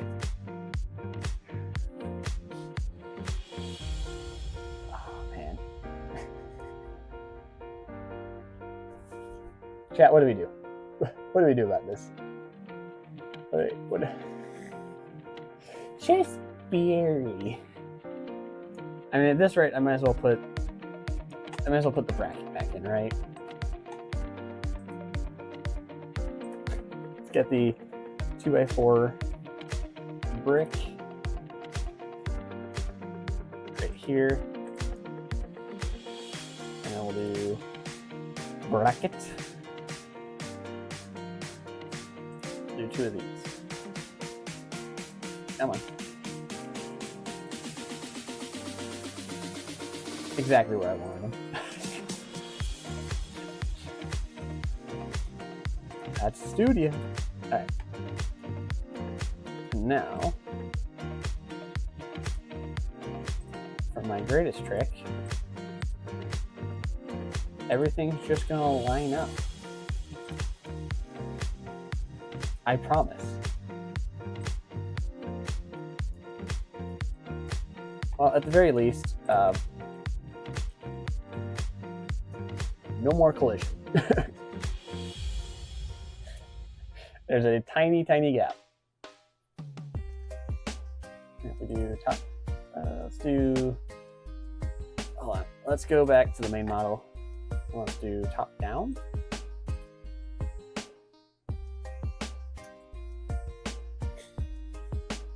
Well, it's smaller there, not on the other one.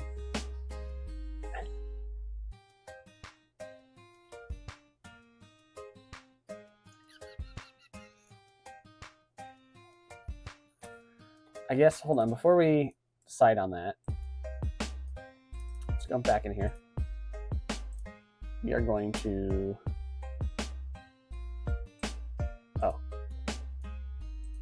going to copy, paste one, paste. Hold on, let's get 2 first before we go through all this effort. All right, we're gonna put 2. We're gonna put them both right there. Close enough. Gonna slide. Oh, yep, oh. Okay. We're gonna connect. All good. Now we're going to unlink these 2, and then we're gonna link them together. And now if I edit this, oh, wait, hold on. Okay, that one's unlinked too. Cool. We're going to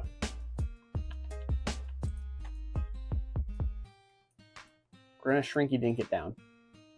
Shrink it back down, just so we can compare 2 smaller ones back to back. And just have a visual comparison between the 2.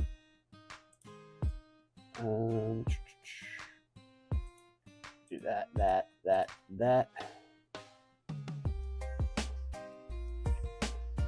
All right, we're only moving the 2. Yeah. All right. Don't mind me, just messing everything up. Oh. Cool. And let's just connect this for now. Okie dokie.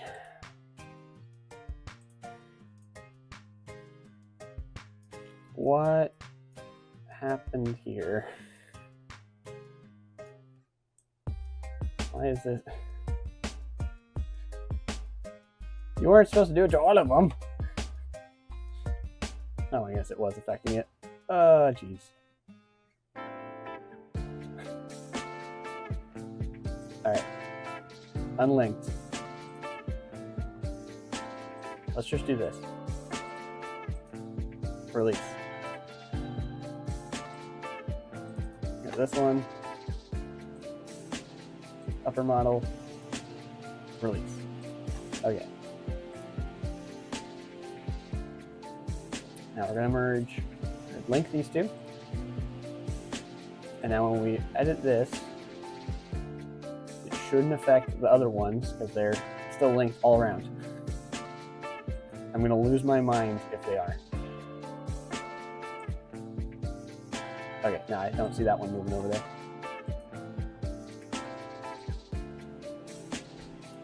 There we go.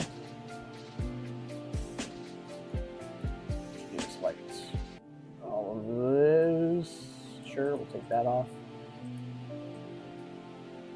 That plate back. We just want to get rid of the jumpers that were underneath. All right. Oh. There we go. That isn't quite tight enough, so let's do... Also, let's put this back in a submodel, just so I don't have to keep clicking multiple things at once. Ooh, come on. Come on.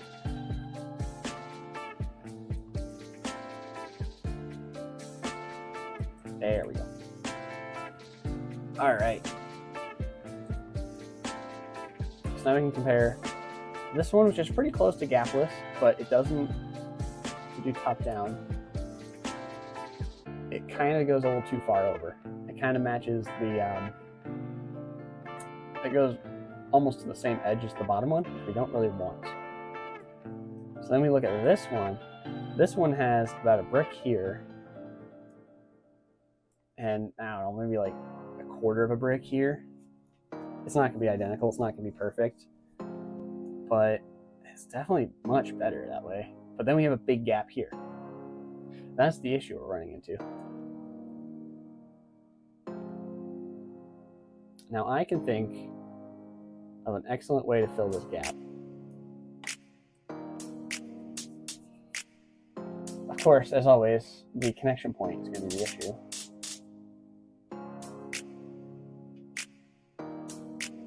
Also, this rate, these could be,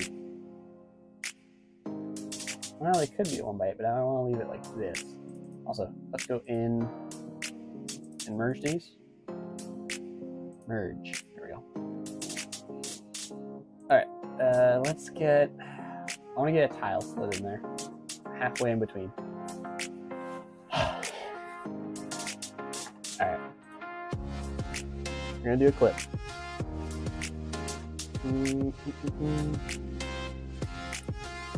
I'll put the clip here. We can't put it there. It'll clash. It'll clash. And we are going to hinge this. Oh, good. Okay, so it's going to go off this angle.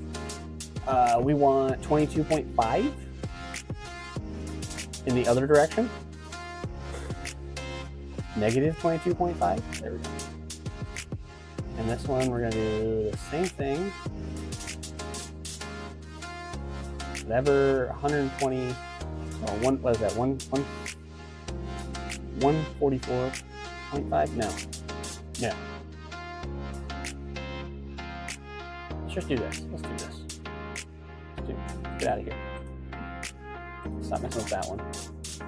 Copy paste this one. And now we'll angle it. I should have just rotated it first. We want the negative 22.5. Cool. Nope, not the V, not the V. All right. Now we'll do a bar. Not five, four. 4 long bar. Do this with a 3 long, but 4 long is a little more common.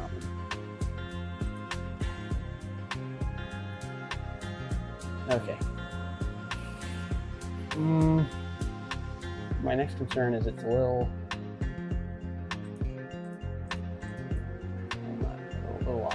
off from what I want.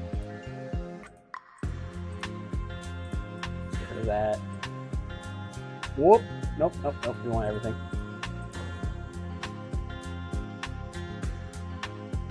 Just move it off. All I want to do is move it. There we go. Right, we're gonna delete that. We're gonna put this on 1x1 plates.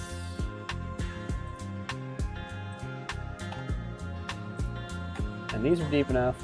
Oh geez. These are deep enough that they can be any color. So sure, they'll be pink studs.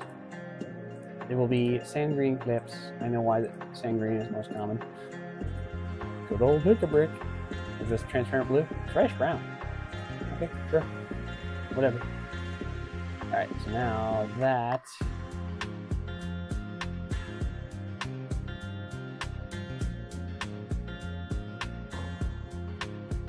is not where I wanted it. No, it is. Hold on. This is right. It's just this angled plate was not lowered yet. There we go. Okay. So that should be the equivalent of a snot brick, where it's positioned, because it's two up, and then it's the bar connection. So this bar is lined up with the top stud of these. Okay, you get what I'm getting at from here? Now, we're gonna do a clip. We're gonna put it right here. Right about there. Okay. And we might have to reposition this piece. But for now, we're just gonna line that up right there. Now we're gonna do a 2x2 plate. Actually, a 1x2 plate. Because that's all that will fit.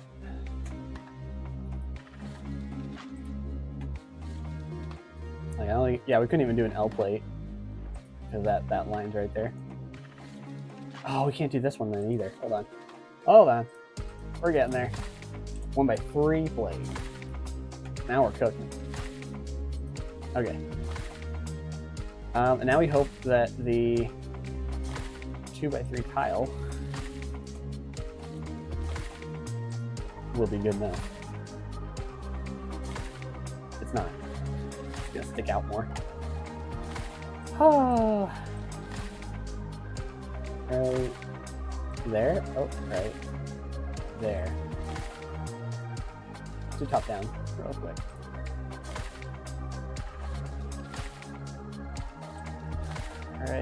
Right. Oh, right there. Oh, right. Hold on, chat. Oh, we gotta look real close. Real close. There we go. Right there. We're good. Okay. Oh, of course. Hold on, that's fine. We already got positions. So we're gonna just do the connect. There we go.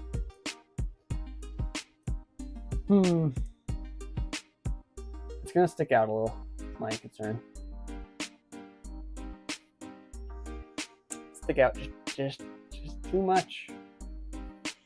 Too much.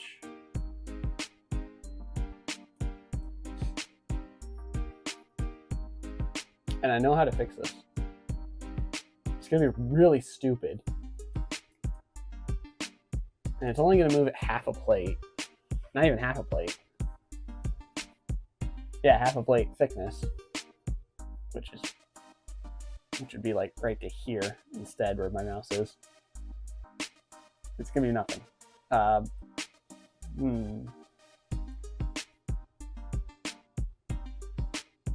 Just give it a thought. How to reduce this.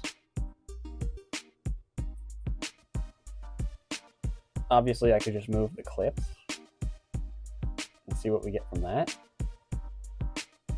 That would be the play, actually. So for now, we are going to hit copy. And then we're going to submodel it. Sure, why not? And hide that. Oh, studs. You know what? The studs can stay. I don't care enough about the studs. All right, we're gonna shoot. I copied the stud. I did that wrong. All right, we're gonna copy this. We're gonna hide it again.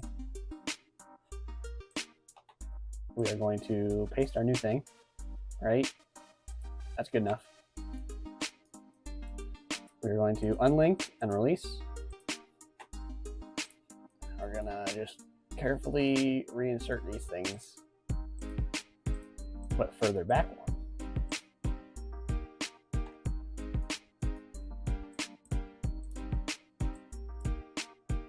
Oh, the problem is then there's not gonna be room for the clip. If you see that, that's no good. Why not all? Because there won't be, it'll be clipping with the bottom of the base of those, yeah. Okay, well, we had an idea. I don't know if this would have been better. Let's at least see. It'd still stick out a good bit. There's a full stud longer here. Okay. let's just go back a bit. Let's go back a bit. Oh. There we go.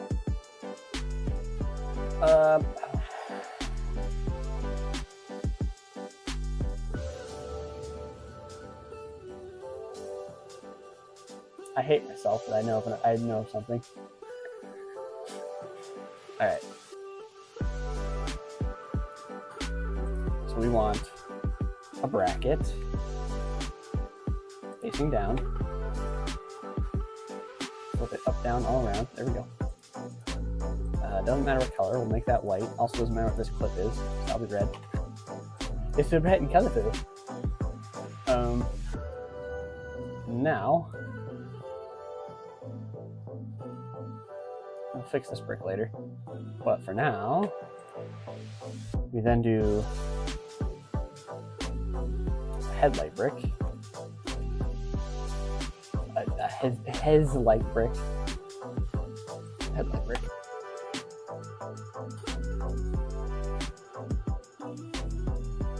Come on, buddy. Oh, okay. Alright. Put him on the ground. He's having a hard time standing up. Good enough. Not good enough. That was close. Oh, why are you angled now? Alright. Oh, wait, actually. There we go. Oh no, it's too far in. What should we do? It's okay. So we got 1x1 plates. We can then attach. Hold on. Attach that there. Attach this buddy here. And bam, look at that. Rounds it out. So nicely. Make that one tan. We'll make this. I don't like it being transparent. I like it to be black. That could be green. Okay. And now all we have to do is get rid of this corner on this brick. So instead, I like that being there so it locks everything together. That's my biggest concern.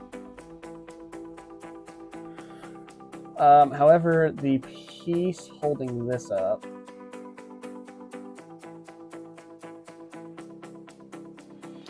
this brick right here just needs to be 2x2. We'll do 2x2 brick, that in there. Delete one of these brackets, that there. Reduce our cost a little. And now you have a lot more clearance up here. And to fix this bad boy, I'm gonna copy this. We can go up here. And this here, there. And now it locks it in a little better. Just a tad. Just a bit. Everything's just a little bit. Alright, and then we are going to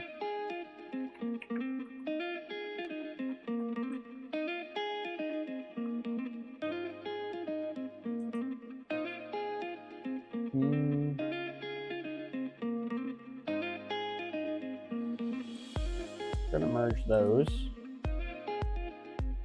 Apply to all. Leave that for now. Like these high ones. Actually, no, don't do that. Don't do that. We need those later.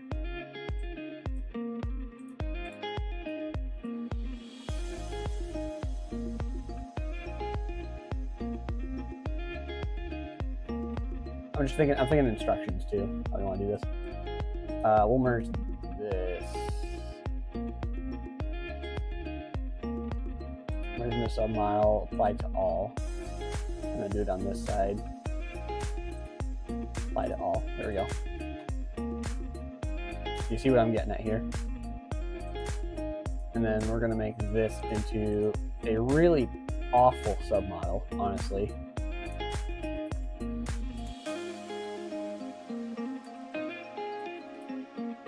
It really is not strong in the slightest, but as long as you don't poke it, it doesn't move. And it fills in that gap just nicely. So we're going to do that. And I have these sub-miles. And we're definitely going to go with this. It's a little smaller, so we can get rid of this other one that I was holding off on. No. I think what we're going to do, I think I will get rid of these. We're going to copy paste this, and this. And it's going to get real jank from Studio, but patience. Oh, the bar. See, when you get a bar involved, it wants to slide on the bar instead. So we're going to do this, and we're going to connect this. Aha! Look at that. Alright, now we're going to do not everything. Just 2 at a time. Just drop them off for now. Drop the kids off at the pool.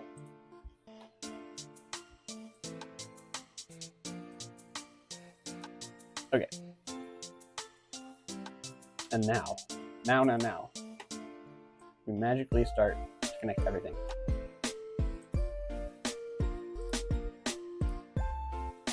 Shoot. If we have everything selected, then we move everything.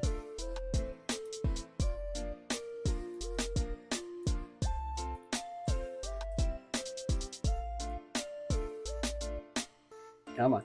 There we go.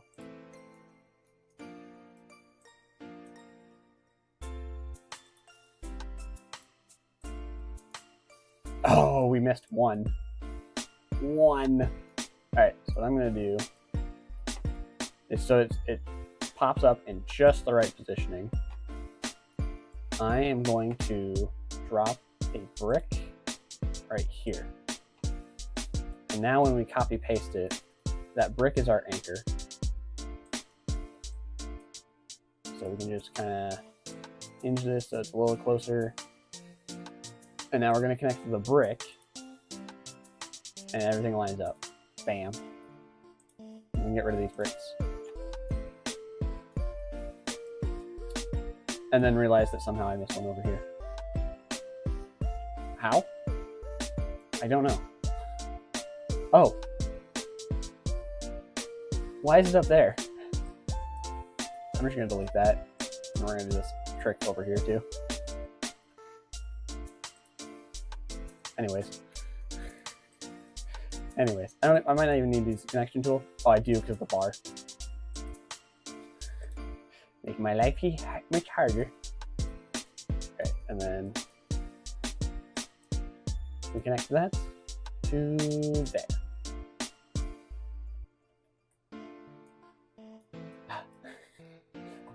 Hold on, let me make sure. Does this line up right? It did line up right, right? That's on the grid? That is on the grid. Okay. So then let's just get this back on the grid. Roughly there. And now it's off. Hold on, we can fix this.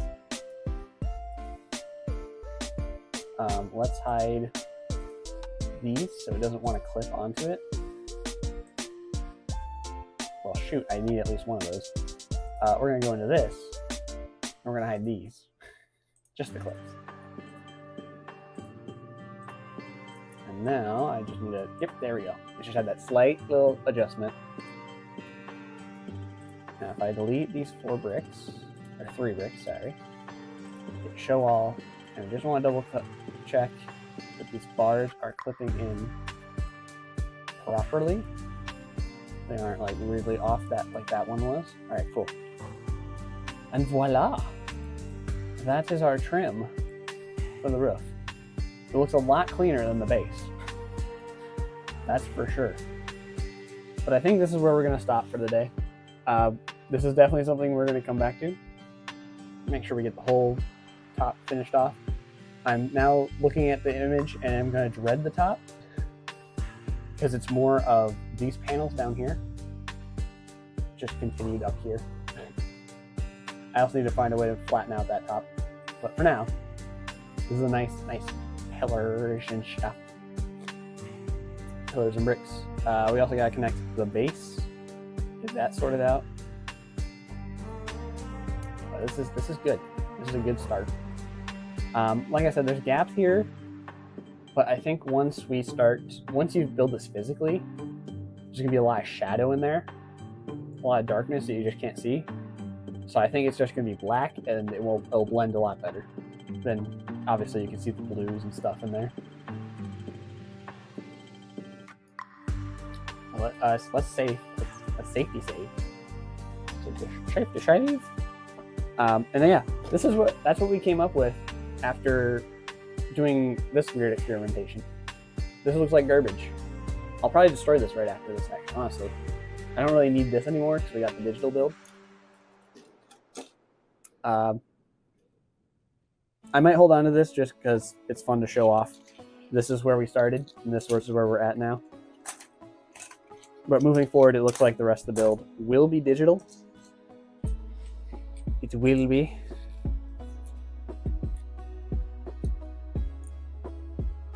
So, yeah, I'm liking what I came up with, though.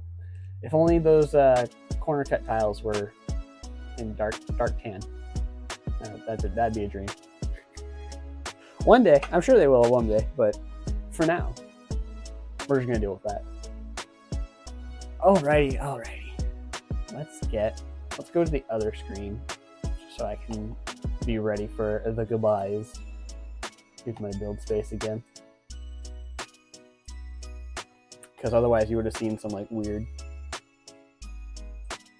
I don't know what you want to call it, but you're going to see my Streamlabs layout, and then it's going to be echoed out.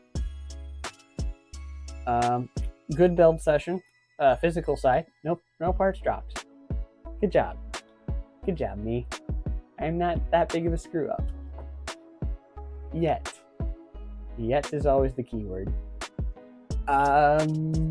Anything else? I think we're good. If you joined me for the stream, if you joined me for the VOD, thank you so much for watching. I appreciate your support. If you want to see this finished build one day, it's going to be on Instagram and probably Rubricable, honestly. I'll probably make this free instructions for everybody. But that's one day. More streams ahead. Check out Twitch, or I don't have it in this little bubble, but I am on Kick too, if you prefer Kick. And if you missed the VOD, or if you're watching live and you want to see the full thing, it is over on TE VODs on YouTube, where I've been saving all of my previous recordings, all of my dumb mistakes. They're all there. So yeah, if you want to see more, there's plenty of options. If not, the world's your oyster. Go enjoy life. Go do other things. Don't watch this dumb kid. This nerd. A little Sonic pin. Oh, look at that. Oh, yeah. Anyways. Thank you, and goodbye. Goodbye. Exits are always so awkward. Goodbye. Yay.